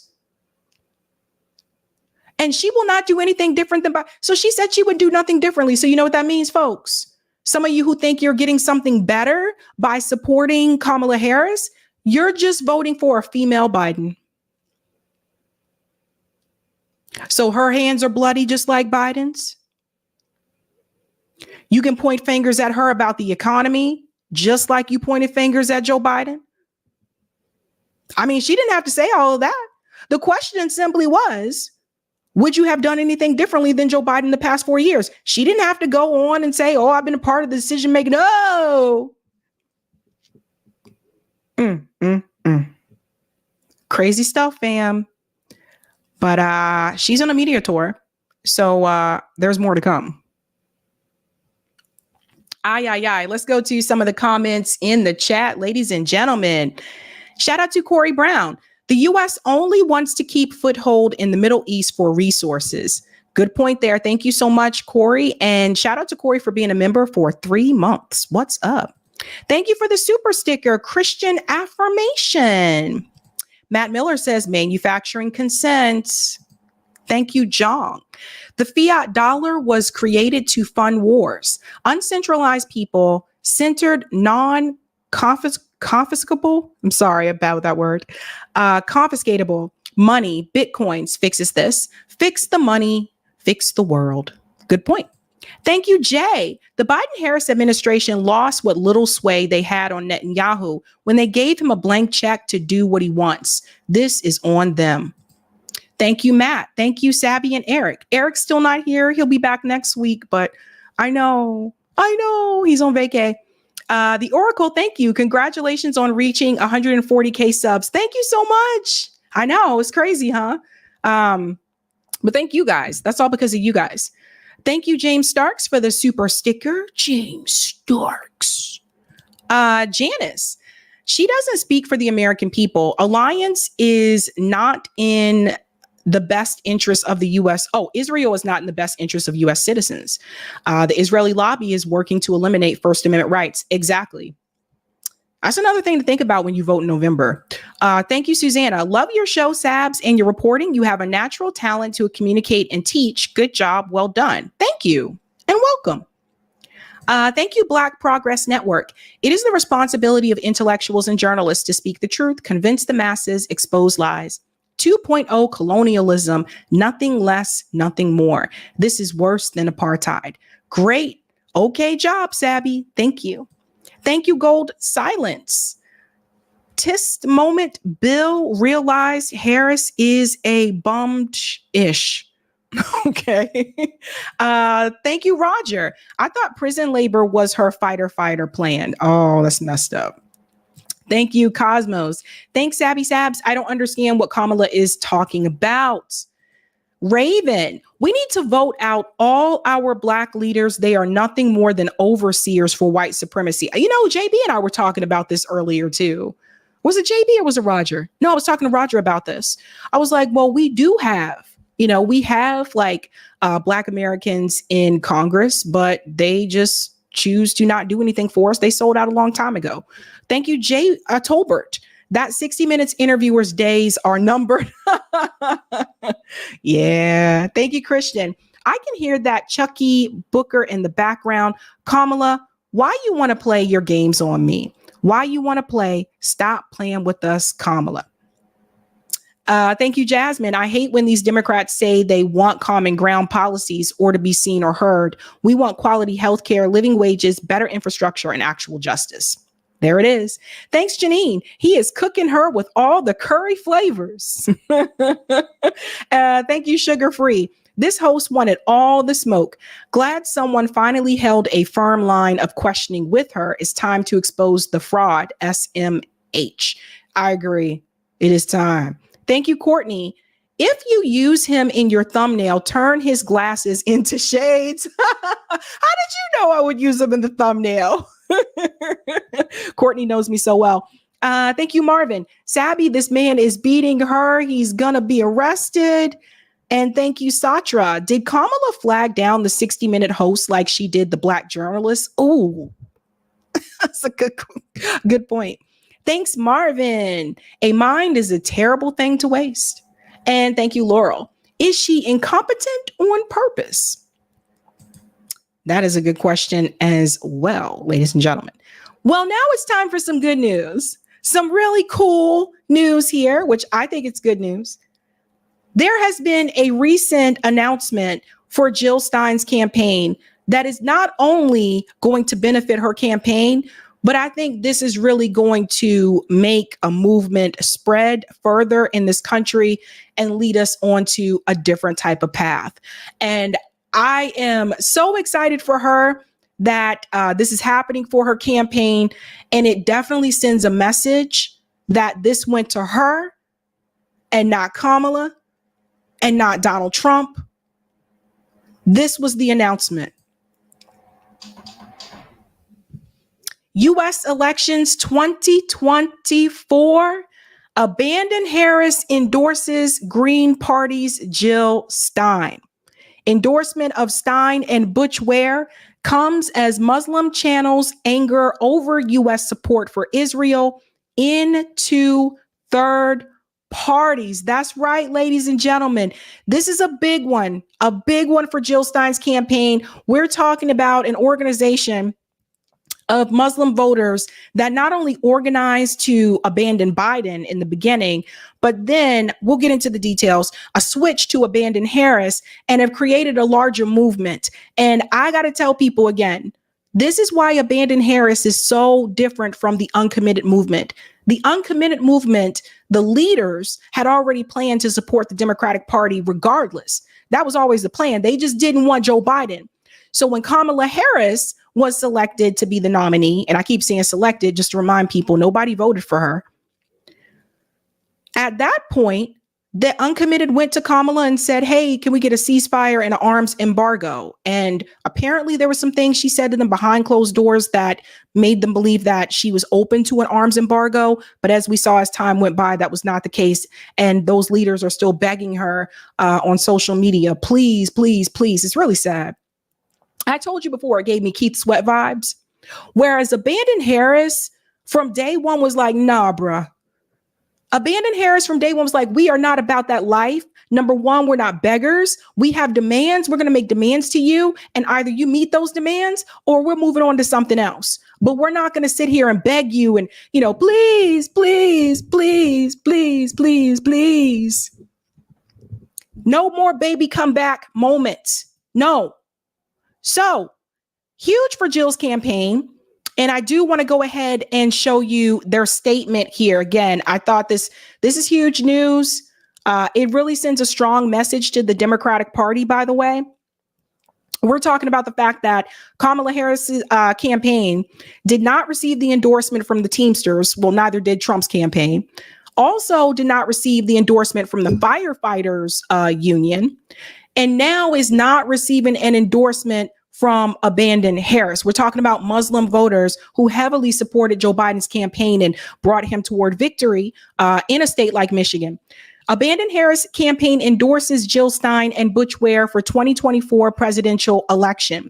The path to justice is long, painful, and difficult, but it is ours to pave and to follow. And I want to show this release here. Hopefully everybody can see that pretty well.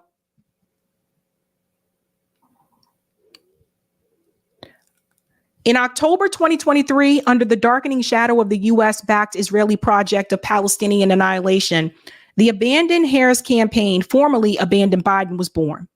Our movement remains dedicated to ensuring that the American people, especially Muslim American community, recognize the responsibility we share in standing up against oppression and using all of our power to stop genocide wherever it may arise. We have consistently emphasized the importance of utilizing every available tool to resist injustice, with voting being a critical element. While voting alone is not the solution to our pursuit of truth and justice, it is a powerful tool that must be wielded ethically. As Claudia de la Cruz often reminds us, your vote is your consent. A vote is not just a political act. It is more profoundly a moral one. With this in mind, the Abandon Harris campaign officially endorses Dr. Stein and her running mate, Butch Ware, for 2024 presidential election. We are not choosing between a greater evil and a lesser evil. We are confronting two destructive forces, one currently overseeing a genocide and another equally committed to continuing it. Both are determined to see it through. We call on Muslim Americans and all those who stand firmly against the genocide to vote for the Green Party in 2024.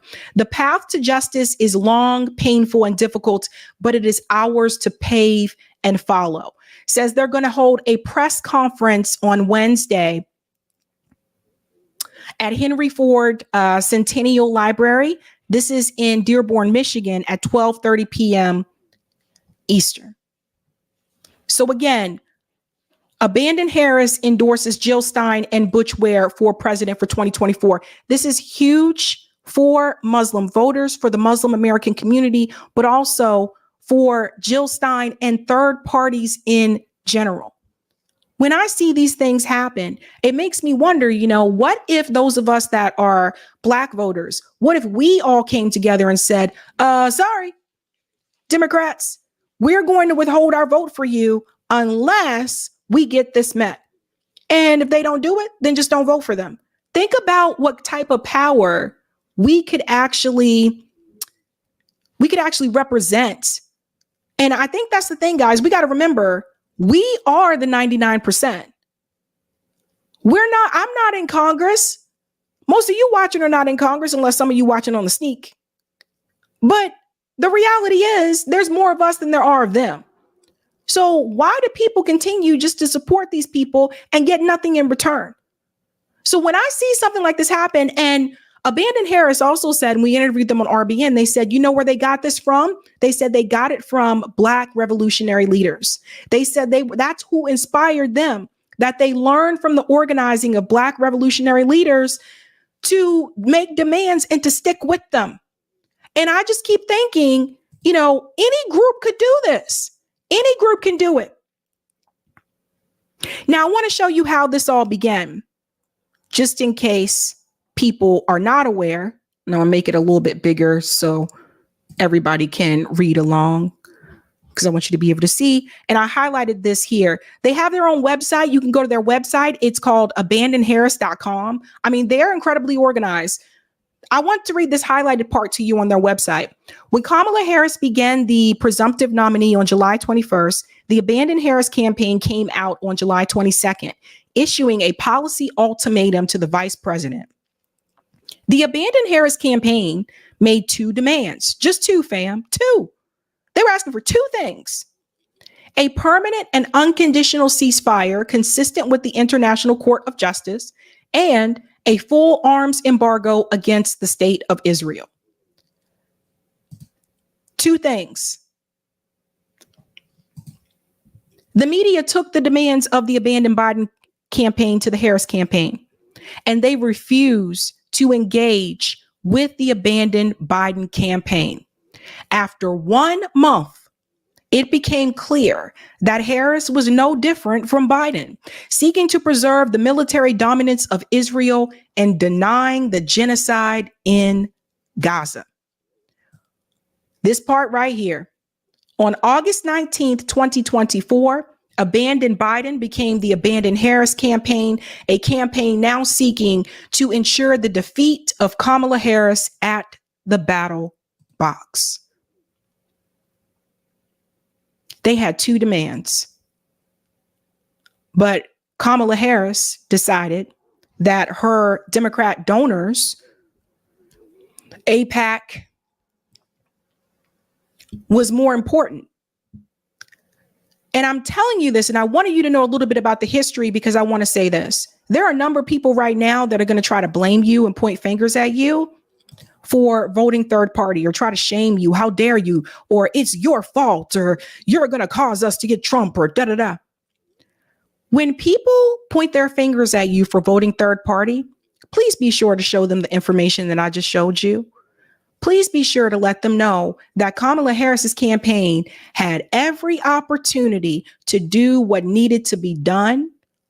And she hasn't even promised it, won't even promise it, what needs to be done. And she is the one who decided not to meet those demands. So the American people that are against this genocide, that are against, we're tired of seeing these kids slaughtered, etc. We decided we cannot reward genocide. I told you this, do not reward genocide. All the people who are shaming you for not supporting Kamala Harris, and I say Kamala Harris because nobody is coming to me, shaming me, and saying, oh, you're not voting for Trump. You know what I mean? It's the Democrats that are doing this. So all those people that are shaming you for not supporting Kamala Harris, you point your finger back at them and you tell them you need to be speaking to Vice President Kamala Harris. That's who you should be shaming. You should be shaming Kamala Harris for not wanting to end the genocide. You should be shaming Kamala Harris for not wanting to have an arms embargo. You should be shaming Kamala Harris for, and so the so-called black woman, by the way, the so-called black woman, you should be shaming her for showing the American people time and time again that you feel that Israeli lives are more important than Palestinian lives.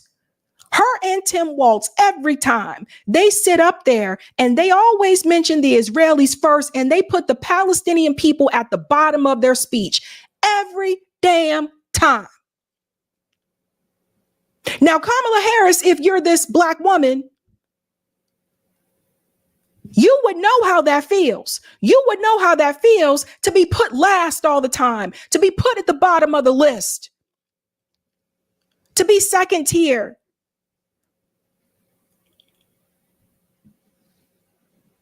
So once again, you see another form of supremacy. And I've told you before, you don't have to have a white face to practice white supremacy. In fact, the people who do this the best are the people that you would not expect to do it because they're not white. It is the Kamala Harrises. It's the Richie Torres. It's the Hakeem Jeffries. It's the Jim Clyburns. These are the people that have continued to practice in such a way that allows white supremacy to thrive, whether it is in this country or whether it is abroad. They are complicit with the practices that Israel does. And not only are they complicit with it, they approve of it. And why do they approve of it? Because again, these are the people that they're donors. These organizations are their donors, and that's who they answer to. There's no answering to the constituents. They stopped doing that a long time ago. Malcolm warned you. MLK warned you. They told you these people were coming. And all it took was for someone to put up these coconut emojis, and all these people all of a sudden just jumped on board and said, genocide, what? Oh, we got coconuts. Americans are easily propagandized. There's a lot of foolishness in this country. This endorsement from Abandon Harris for Jill Stein for a third-party candidate? I've never seen this. Never. And Jill did issue a response. So I want you guys to hear this as well. Here's her thank you here. No, I think I zoomed in too much. Here we go. Jill here, and I just want to give a very quick shout out and a very deep, heartfelt thank you to Abandon Harris, formerly Abandon Biden. Thank you so much for all you're doing, and especially for your endorsement released today of our presidential campaign. We must vote to end the genocide, which is now enlarging into a major regional war in the Middle East. This is impoverishing us, it's endangering us, and above all, there is a moral imperative right now to shut down this genocide. I'm so thankful to Abandon Harris. You have led the fight to end this genocide from the very start, and you have led the fight for the political means of ending the genocide, which is the only way that we can shut it down, which we must do now. Every vote for our campaign is a shot across the bow of the empire to tell them that their days are numbered. We are organized, we are here to stay, and we are growing stronger. So that was the thank you there from Jill Stein to Abandon Harris. Again, this sends a strong message to Kamala Harris's campaign. And then I want you to hear what the Thinking Muslim had to say, because this is a very good interview. If you have time, please watch the full interview on YouTube, because some of you are wondering, well, what about Donald Trump? Donald Trump will be so much worse. We don't want to go down that road. I want you to hear what the Thinking Muslim had to say. Listen to this. And maybe someone liked this argument, but I want to put it quite bluntly, to summarize, because I could list the examples endlessly, but I want to summarize it in this point. Trump is going to be worse than Biden. Let's measure it. What do you mean relative to what happened to the Palestinians? Tell me what is so terrifying that you are willing to forgive the genocide in Gaza. Tell me what scares you so much that you are willing to step over Sidra's lifeless corpse with the legs blown off and say, excuse me, sorry. That you will step over Hind Rajab's cold corpse that was shot at 360 times by the Israelis while she sat in the car waiting for an ambulance that was blown by Israeli tank. That you step over Hind Rajab's body, sorry Hind. That you would step over Reem's body. Tell me what's so terrifying. You step over Reem. Ruh, spirit of my spirit. That you step over the child, you can't identify this child, the head's blown off. You step over them. You step over those 240,000 corpses to get to that ballot box. You step over all of them. You walk by the Palestinian refugees walking by. Where are you going? I'm going to the ballot box. Voting for who? You're too ashamed, embarrassed to say it at that time. You walk to the ballot box. You walk over those bodies, piles and piles of those bodies, drenched in the blood. You see those kids in those images of the hospitals, crushed by the rubble. Their arms are hanging, blood dripping for no other crime than some random people from the West said this land belongs to us. You will walk all over those corpses, go to the ballot box, vote for the one who did it to them, Jalal.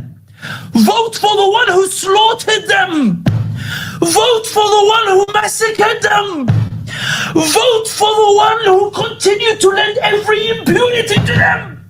Vote for the one who broke the whole international order to slaughter those children, to slaughter our brothers and sisters, to commit the most brutal genocide. You will cross all of those corpses to the ballot box. You will put a cross next to the name of Harris, the one who committed the genocide with Biden. And you will yell to those spirits and say, I did it for you. You will look at them in the eye and say, I voted this for you. You will say that I voted for the one who killed you. I voted for the one who gave the bombs to slaughter you. More bombs than Dresden, more bombs than Hiroshima, more bombs than Nagasaki, more bombs than World War II. I voted for the one who gave unfettered access to all those weapons. I voted for the one who sent the Marines to help kill you. And you would dare to look me in the eye and say you did it for Palestine. You did it for them. The nerve, the sheer arrogance of it. It's not for Palestine. It's for your comfort. It's for your status quo. It's for the luxury that you live. Trump is not going to blow up your limbs. You're not going to have a limb amputated in the next 4 years because there's no anesthesia. You survived 4 years of Trump. You can survive again. 240,000 Palestinians did not survive 4 years of Biden. You survived Trump. You survived it. You didn't have your home taken from you. It wasn't handed to Ben Shapiro. It wasn't given to Ben Walsh. The National Guard didn't ethnically cleanse California of Muslims. They didn't go to the East Coast where it's colder. None of that happened to you in the 4 years. None of that will happen to you in the next 4 years. What are you so scared of? That you will go to the ballot box and say, I'm voting for the genociders. Why would you rescue Zionism? Why would you rescue Zionism when it's buckling? Why would you restore their invincibility when it's breaking? Why would you go to the ballot box and say, Zionism, let me prove to the world that even if they support a genocide, they can still win because no one betrays Zionism? Why, when you have the chance to break the two-party system, you go and rescue Zionism? Why, when you have the chance to break the two-party system, would you go and rescue Zionism? And I think that's the question that we all need to make sure that we hold on to. We need a strong coalition around Jill Stein. And I don't think I've ever seen a third-party candidate getting this much attention, at least since I've been old enough to vote. And I've been calling for this. Like, I've been calling for, you know, just breaking this duopoly, et cetera. And I just want you guys to know, I don't want you to feel like you're going to be ashamed, or if you don't go out and support Kamala either way. Right now, Kamala Harris has 77% of Black voter support. She's behind Hillary Clinton and Joe Biden with Black voter support. Why do you guys think the media is trying to hype her up so much? Because she's not where she needs to be with the numbers. Haven't you noticed they're not really talking about the swing states that much anymore? They're mainly talking about, oh, she's ahead of Trump on the popular vote, but they're not talking about the swing states as much anymore because she's not leading in those states the way that she was before. They have to hype her up because she's an empty suit. And people thinking they're going to get something other than Joe Biden, but you're not. And she made that clear on The View. So this is the time, folks. This is the time to rally behind a third party candidate. Sammy. His name is Sammy. Yes. And if you want to see that full interview, if on YouTube, if you search The Thinking Muslim, that video should appear. I think it was the first one that appeared for me. So you can see the full interview because it's a deep discussion. But he has a really good point. And I say it like, great job for Jill. I think it's great that she got this endorsement, and way to go. Way to go.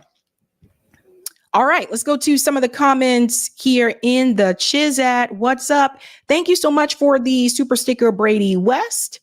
Thank you, Adam. I don't agree with much you say. Just how much I hate Kamala. She's awful. Well, welcome, Adam. Welcome. Shout out to Word from the Point. We should be saving in physical gold and silver, real money, not fiat currency. It will save you. But wait, buy BTC, but remember gold and silver is God's money. All right. Thank you, Margaret. Kamala is Biden 2.0. She had a chance to separate herself from him and has not. Stein and Ware represent tradition, Democrat values, and Kamala doesn't. Yeah, you're right. They kept saying she has to separate herself from Biden. And yeah, thank you, Gypsy. This man deserves a Nobel Prize. And thank you, Chris. Sammy Hamdi captures the passion and rage that we all feel. Think of the innocent lives lost and say no to genocide. The choice this November is simple. I agree with you, Chris, 100%. We are moving on to our next story, ladies and gents. Oh boy, get ready for this one. Okay. Okie dokie. Well, folks, I think Saagar Enjeti really did it this time, to the point where even Breaking Point's viewers in the comment section of this video are really going after Saagar. And I've never seen this before with Breaking Points. A lot of times the comments tend to attack Crystal or disagree with Crystal, but this time they're really coming after Saagar, and with good reason. I told you a couple of days ago about Ta-Nehisi Coates. He was a guest on CBS this morning talking about his new book, The Message, where he discusses Israel as an apartheid state and what he experienced when he went to Israel following a Palestinian family. And there was a lot of pressure from one of the hosts on the show, Tony Dukapil, who was pushing back and saying, oh, it just sounds like you're bashing Israel, etc. I told you a little bit about Tony, and I showed you that Tony has 2 of his kids that live in Israel. And so just keep that in mind when you watch that full interview. But Ta-Nehisi Coates said, as a product of Jim Crow, why should I support an apartheid state? Either we're against apartheid or we're not. And I agree with Ta-Nehisi Coates about that. Well, apparently, Saagar Enjeti had some pretty cringe comments to say about that appearance. Let's go ahead and get into this clip here, and hold on to your horses, because we're going to have to roast him for this one. Part of what his book doesn't say, he's an excellent writer. It's well written. It's, extraordinarily provocative, not provocative, but evocative in terms of taking you into the life of a Palestinian, living in Israel or living in the occupied territories. So it's important, but it's not really new ground. What makes it incredibly important is because of who he is and the fact that he's allowed into these rooms. So that was the opening question out of the gate. I have another clip that I'm going to show you, which is basically the rest of the interview. Also, these formats of like 5-minute interviews are so absurd. But I want to get your reaction to that before we move on. I just thought it was wild. That's a wild thing to say. As I literally said, I don't like Ta-Nehisi Coates. I genuinely blame. I think he might be the godfather of a lot of the race problems that we have today. That's not an exaggeration in terms of that essay, The Case for Reparations, single-handedly radicalized every white girl on a college campus who eventually ended up working at the New York Times. Pause. So I don't care if you like Ta-Nehisi Coates or not. I don't even know the dude. So I don't care if you like him or agree or disagree. That's not the point. For Saagar Enjeti to sit there and to say that he blames Ta-Nehisi Coates for racism in this country, not the institutions that exist, not the criminal justice system, not the policing system, not the education system, not redlining, not real estate discrimination, none of those things, but Ta-Nehisi Coates. It's all his fault, according to Saagar Enjeti. He also seems to be very frustrated by the fact that Ta-Nehisi Coates wrote this paper about the case for reparations, and Saagar, that bothers him for some reason. And what's interesting about this is that I don't see Saagar making the same statement about any other group that received reparations in this country. I don't see him making this state about Japanese Americans that were part of the internment camps and their descendants that received cash reparations and their descendants. I don't see him making that argument. I don't see Saagar Enjeti making this argument about Holocaust survivors who have received reparations. And again, both of those groups deserve repair. Both of those groups deserve reparations. But for some reason, whenever the topic is, American descendants of slavery receiving reparations, Saagar has a problem with that. He only has a problem with us getting it or even discussing it. It's a problem. Saagar is mad at Ta-Nehisi Coates because he feels like Ta-Nehisi Coates is the reason why white liberal women on college campuses became woke. Why is Saagar so concerned about what white women did? Well, why do you care? Why are you focused on that? What? Let's go on. We'll go back just a little bit because I cut him off a little.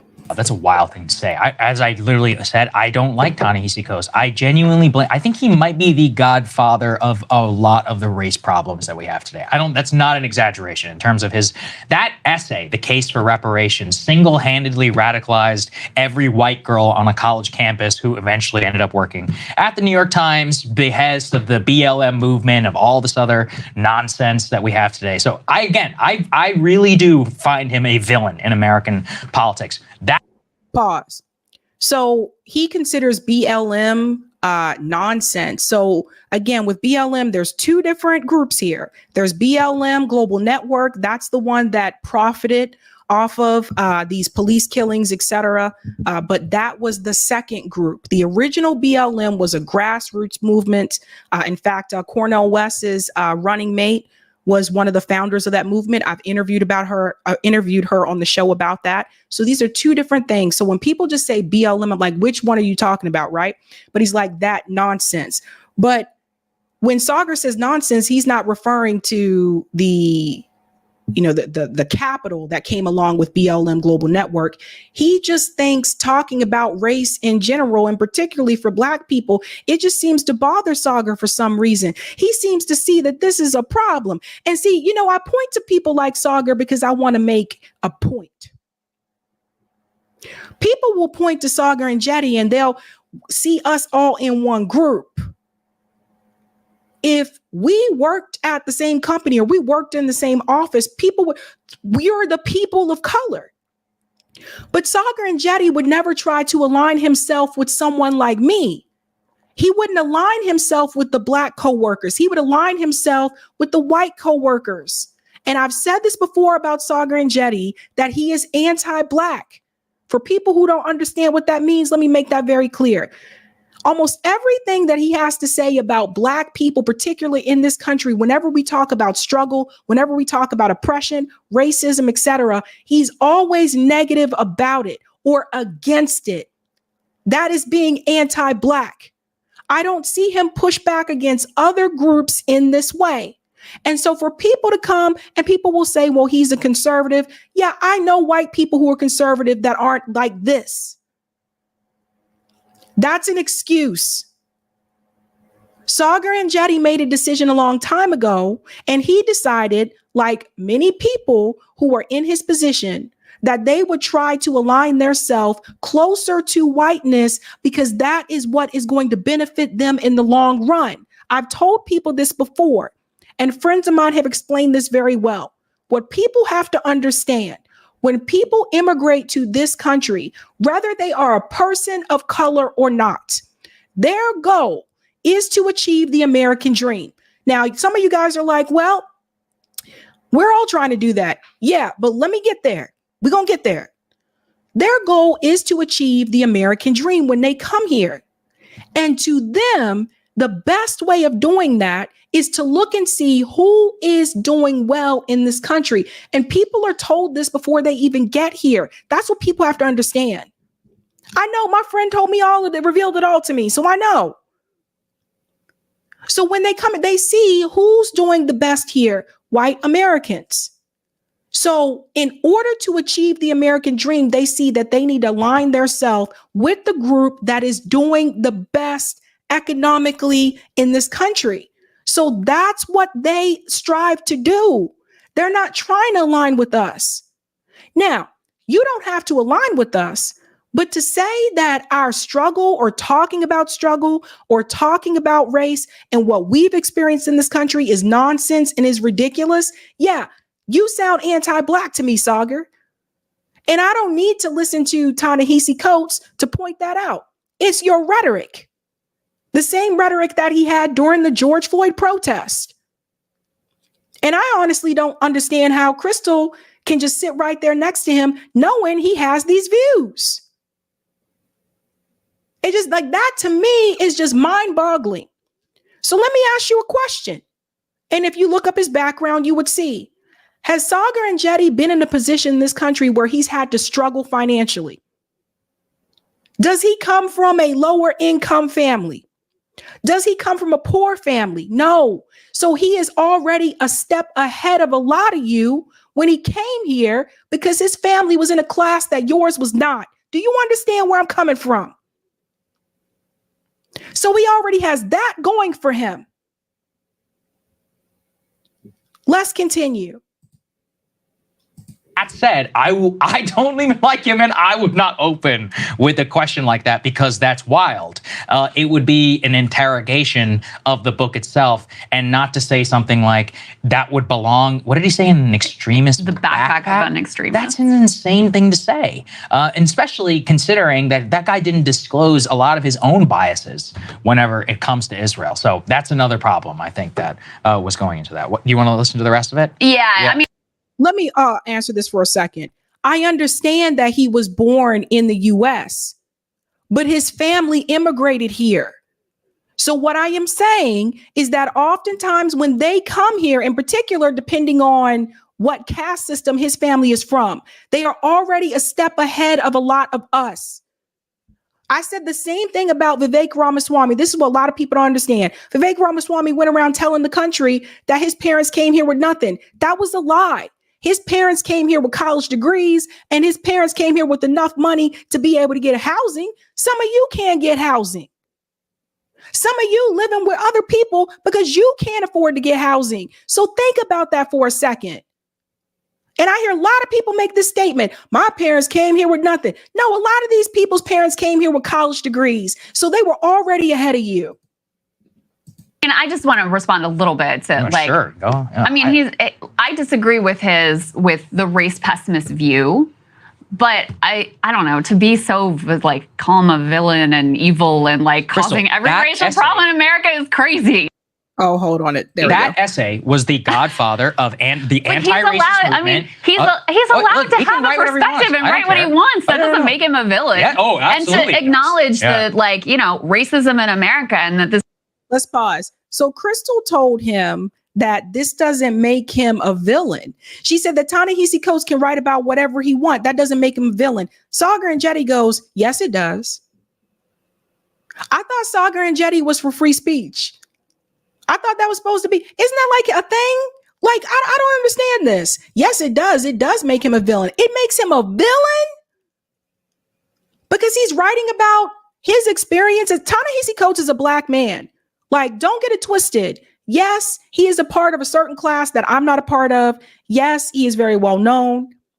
He can rub elbows with people in circles that I would never be in the same room with. Yes. But at the end of the day, Ta-Nehisi Coates is still a black man. And his experience living in this country is going to be different than Saagar's experience. Saagar seems to have a problem admitting that. This doesn't make this guy evil, man. Ay, ay, ay. This continues to be a legacy that matters today. There's not, like, that's a noble thing to do. So the fact he comes to a different conclusion than you or I, of course it's noble. No. That he comes to a different conclusion than you or I don't know, you're villainizing him in a way that's not that different from the way Tony DeCoppolo is here on CBS. I would say to his face, and I also wouldn't call him an extremist. I would say, I think your case for reparations was the reason that we have all this DEI bullshit, and that you effectively radicalized a bunch of white liberals into thinking that racism is the single biggest problem in American life. Pause. So let me tell you where the DEI stuff came from. Jesus Christ. When I was working at Boston University, that was when George Floyd was murdered, right? So that was also during the pandemic and all that stuff. I know we don't want to do a flashback, but you know, sometimes we got to go back there. And we had the lockdown. So it was a very tough time. It was after like the George Floyd protest. That was when Boston University, the president of BU, and it was actually Ibram Kendi, and I've talked about Professor Kendi on the show before. And look, I've had criticisms for Professor Kendi.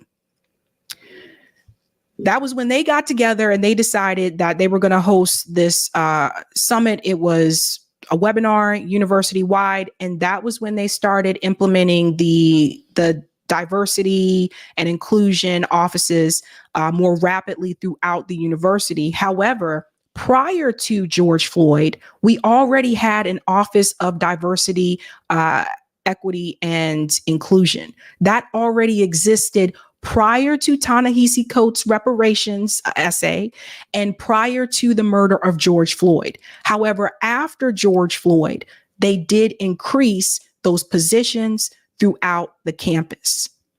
So this is something I think, again, Saagar has been doing this show for quite some time. Like, and before Breaking Points, Crystal and Saagar were on the Hill Rising. So Saagar hasn't been, I guess we would particularly say, in the regular, like, you know, day-to-day work environment for quite some time.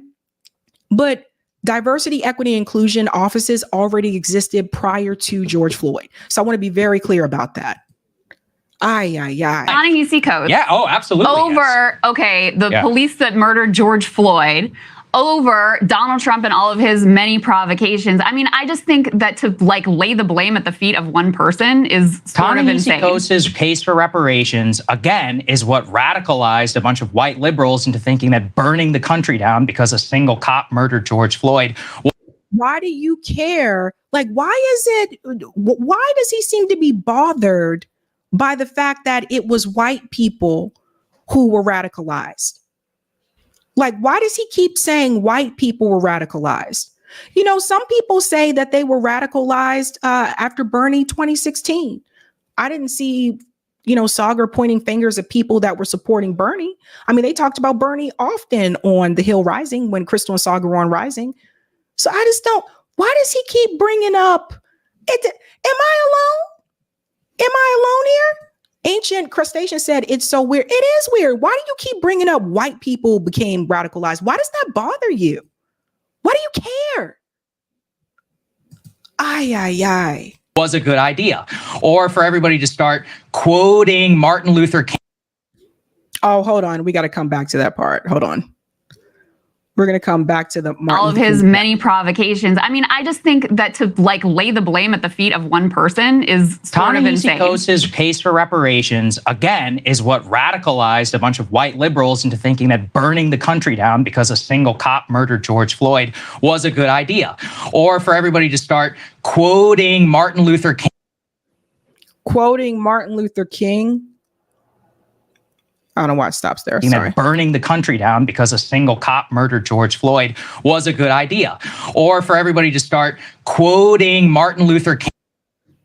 Quoting Martin Luther King. Let me close one of the tabs so that'll stop buffering. Everybody started quoting Martin Luther King according to Saagar Enjeti. Let's see if we can.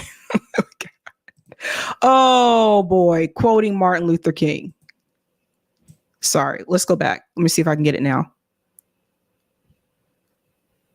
Okay, because I got a point with the Martin Luther King thing. You're on CBS. I would say to his face, and I also wouldn't call him an extremist. I would say I think your case for reparations was the reason that we have all this DEI bullshit, and that you effectively radicalized a bunch of white liberals into thinking that racism is the single biggest problem in American life. So you would blame Ta-Nehisi Coates. Yeah, oh, absolutely. Over, the police that murdered George Floyd, over Donald Trump and all of his many provocations. I mean, I just think that to like lay the blame at the feet of one person is sort of insane. Ta-Nehisi's case for reparations, again, is what radicalized a bunch of white liberals into thinking that burning the country down because a single cop murdered George Floyd was a good idea.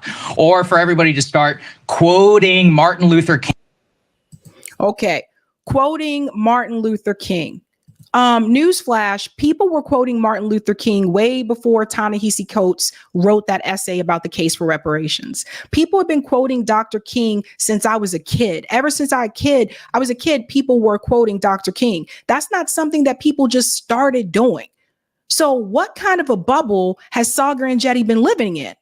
What kind of bubble did you live in that you just now realized that people were quoting Dr. King during the George Floyd protests? People have been quoting Dr. King and Malcolm X and Fred Hampton for years. But the problem is, Saagar, you are in a bubble. You're in a bubble with people like you.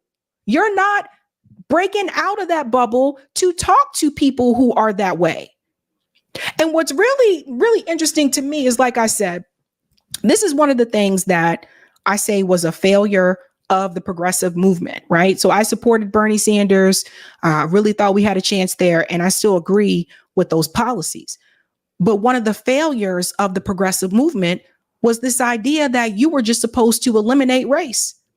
And that's funny because those same people, those same commentators are now, constantly talking about what's happening to the Palestinians. We got to look out for the Palestinian people, which I talk about as well. But the difference between me and them is that even when it wasn't about the Palestinians and the genocide, I was also talking about what needs to happen for Black people in this country. What is happening to women in certain places? What's happening and I think that was the big difference. So what I noticed about the progressive movement, it seemed like to me, the moment that you would bring up issues that pertain to the Black community, that was a problem. Don't talk about that. Just focus on class. Well, ladies and gentlemen, if we just focus on class, then we would miss what Israel is doing to the Palestinian people. If we just focused on class, we would miss all the rhetoric that has come from Israel, how they call the Palestinian people animals and savages and the occupation and the oppression, if we just focused on class and we didn't focus on the goal of ethnic cleansing. So that's one of the failures of that Bernie movement. And I did, even back then, I said, Bernie probably should have had a reparations plan. Nina Turner told him that. She was part of the campaign. She told him the same thing. Probably should have had that. Probably could have won more Black voters if you had a Black agenda. So the reality is, yes, is class an issue? Absolutely. But there is also issues with race in this country and in other countries And that cannot be ignored. And Saagar, what he's telling you, the problems that he has with Ta-Nehisi Coates, what he's basically trying to tell you is he don't want to hear about it. He doesn't want to hear about Black struggle. He don't want to hear about the racial issues. He doesn't want to hear about it. Now you sit on a show with Crystal and you guys talk about what's happening to the Palestinian people almost every day since October 7th, as have a lot of us. Now you can sit there and you can listen about what's happening to the Palestinian people, but you can't sit there and listen to what's happening to Black people in this country. And that's why I call you anti-Black. I think there is one more piece here. It's it that part, sorry. Let's go ahead and move on to the rest of this interview because this is also quite extraordinary because I think that is the end of that part. Yeah, it's bad. But the comments. So I looked at the comments, guys. I actually did it. I usually don't, but I did this time. And I haven't sorted this at all. Saagar saying a Black author complaining about racism is single-handedly responsible for the race problems we are having today is probably single most stupid comment anyone has ever made. That comment has over 220 likes. Next comment. Is Saagar auditioning for Fox News because his take on this is outlandish, blaming Coates for everything wrong with the current race relations, but ignoring the state of affairs in Israel is wild? That has over 107 likes. Sometimes I get caught up thinking Saagar is an okay guy, and then he reminds me he's a straight up racist, misogynist. My mistake. That has over 121 likes. Saagar literally did not respond to a single thing about what Coates was saying, nor any of Crystal's actual questions. He just repeatedly touted the same prepared Coates is a villain sentence over and over. Talk about being reactionary for the sake of being reactionary without any intellectual contribution. Saagar is a perfect example of a lack of self-awareness. This dude has benefited tremendously off the backs of the civil rights movement. What an idiot. That's another point there too, that Saagar doesn't understand. That without the civil rights movement, your family doesn't get to come here. Doesn't understand that. Saagar really believe a Black man is to blame for systemic racism in America.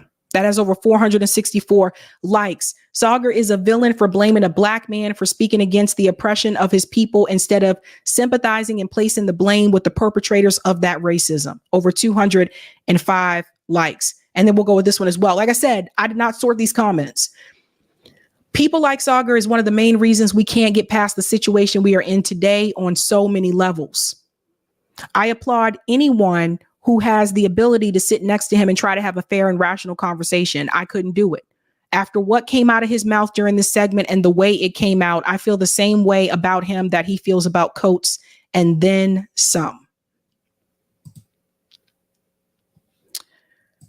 This is why it was important for me to come into the space, and my comrades over at Revolutionary Blackout Network, those of us that were a part of the Bernie movement, but we didn't have shows during that time, is because we did feel like there was a certain voices that were missing from this space, and it was being misrepresented primarily by white commentators in the space. But that was a bad look. Bad look. Let's go to some of the comments here. Deshaun said, child, Saagar better do some research. Yeah, that was bad, buddy. That was bad. Thank you, Juanita. Sabby, I love me some Sammy. He is deep. Thank you, Adam. You are very pretty too. I'll admit that. Well, thank you, Adam. Thank you, Kenman. If Saagar entered the Matrix, his power would be dodging people of color, not bullets. Damn. Thank you for this one as well. Saagar is the ultimate Oreo. Jeez. Thanks, P. Burley. Does Saagar descend from India's elite caste? I'm not sure. Good question, though. Thank you for this one, Kenman. Saagar is the ultimate coconut. Thank you, Name It. Palestine is the people. Thank you, Raven. Saagar is Indian and they perceive themselves as white and they hate the unclean of India who look like us. Thank you, Goba. Saagar would like to be part of a racialist group that would never accept him as a member. Ha ha. Thank you, Jasmine. James Baldwin mentioned this. I'm summarizing, but he said when white people rebel, they're romanticized. When Black people do it, we are demonized. Not surprising that Saagar upholds this in his argument. It's a good point. Thank you, Ira. Saagar forgot when Trump was in office, white folks like them, tiki torchers were directing their anger at all races. Trump is about to win. The non-Black minorities like him are about to F around and find out. Thank you so much for that. Go ahead and smash that like button, folks. If you have not had the chance to do so, thank you. Smash it, smash it, smash it, smash it, smash it, smash it. Yeah. All right, guys, looking at the time. So, here's the realio. Oh, let me put this up here. There we go. Here's the realio.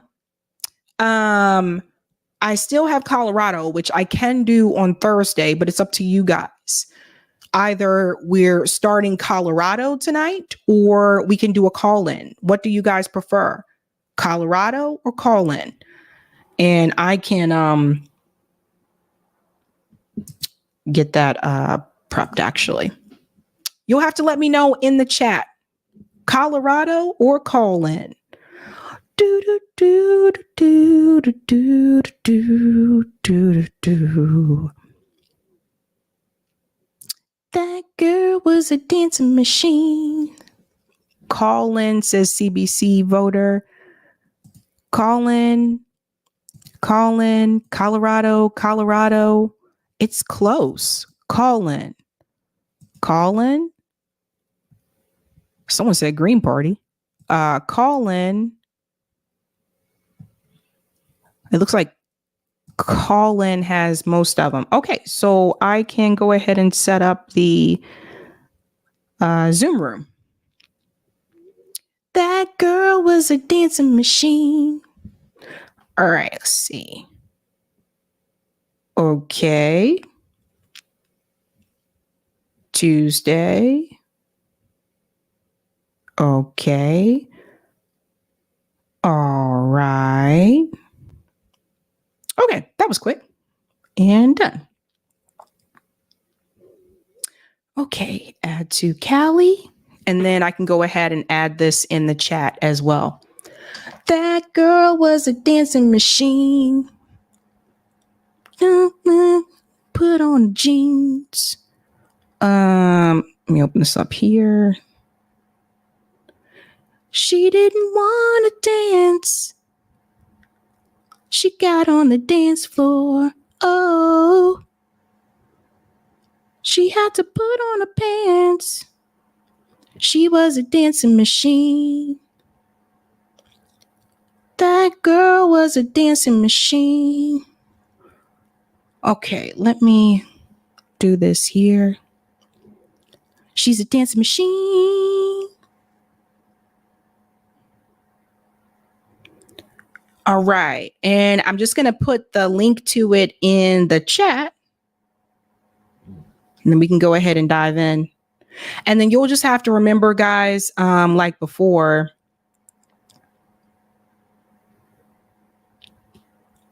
just mute yourself when you come into the room. Okay, that should, let me see.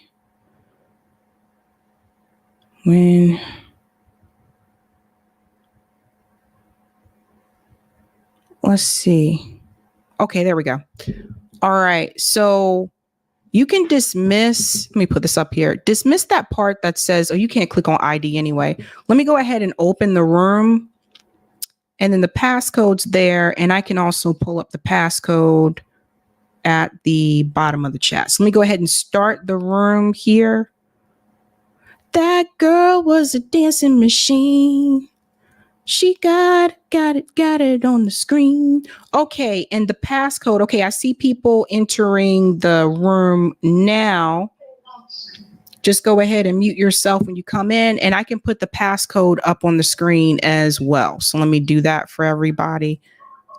And you guys know how we do this, right? So if you want to chat in the Zoom, if you want to actually talk, you just raise your hand. And the way that you do that is you click on the bottom part here where it says reactions. And let me see. You click on where it says reactions down at the bottom, and then you can raise your hand. And then you should be able to get into the room. And let me check the comments to make sure everybody can get in. Okay, cool. Yeah, so that link to get into the call-in, the link is pinned to the top of the live chat. So you just click on that and click on that link, and you should be able to enter the room. And those of you on the Zoom, if you can just go ahead and mute yourself really quick. And if you want to speak, just go ahead and raise your hand.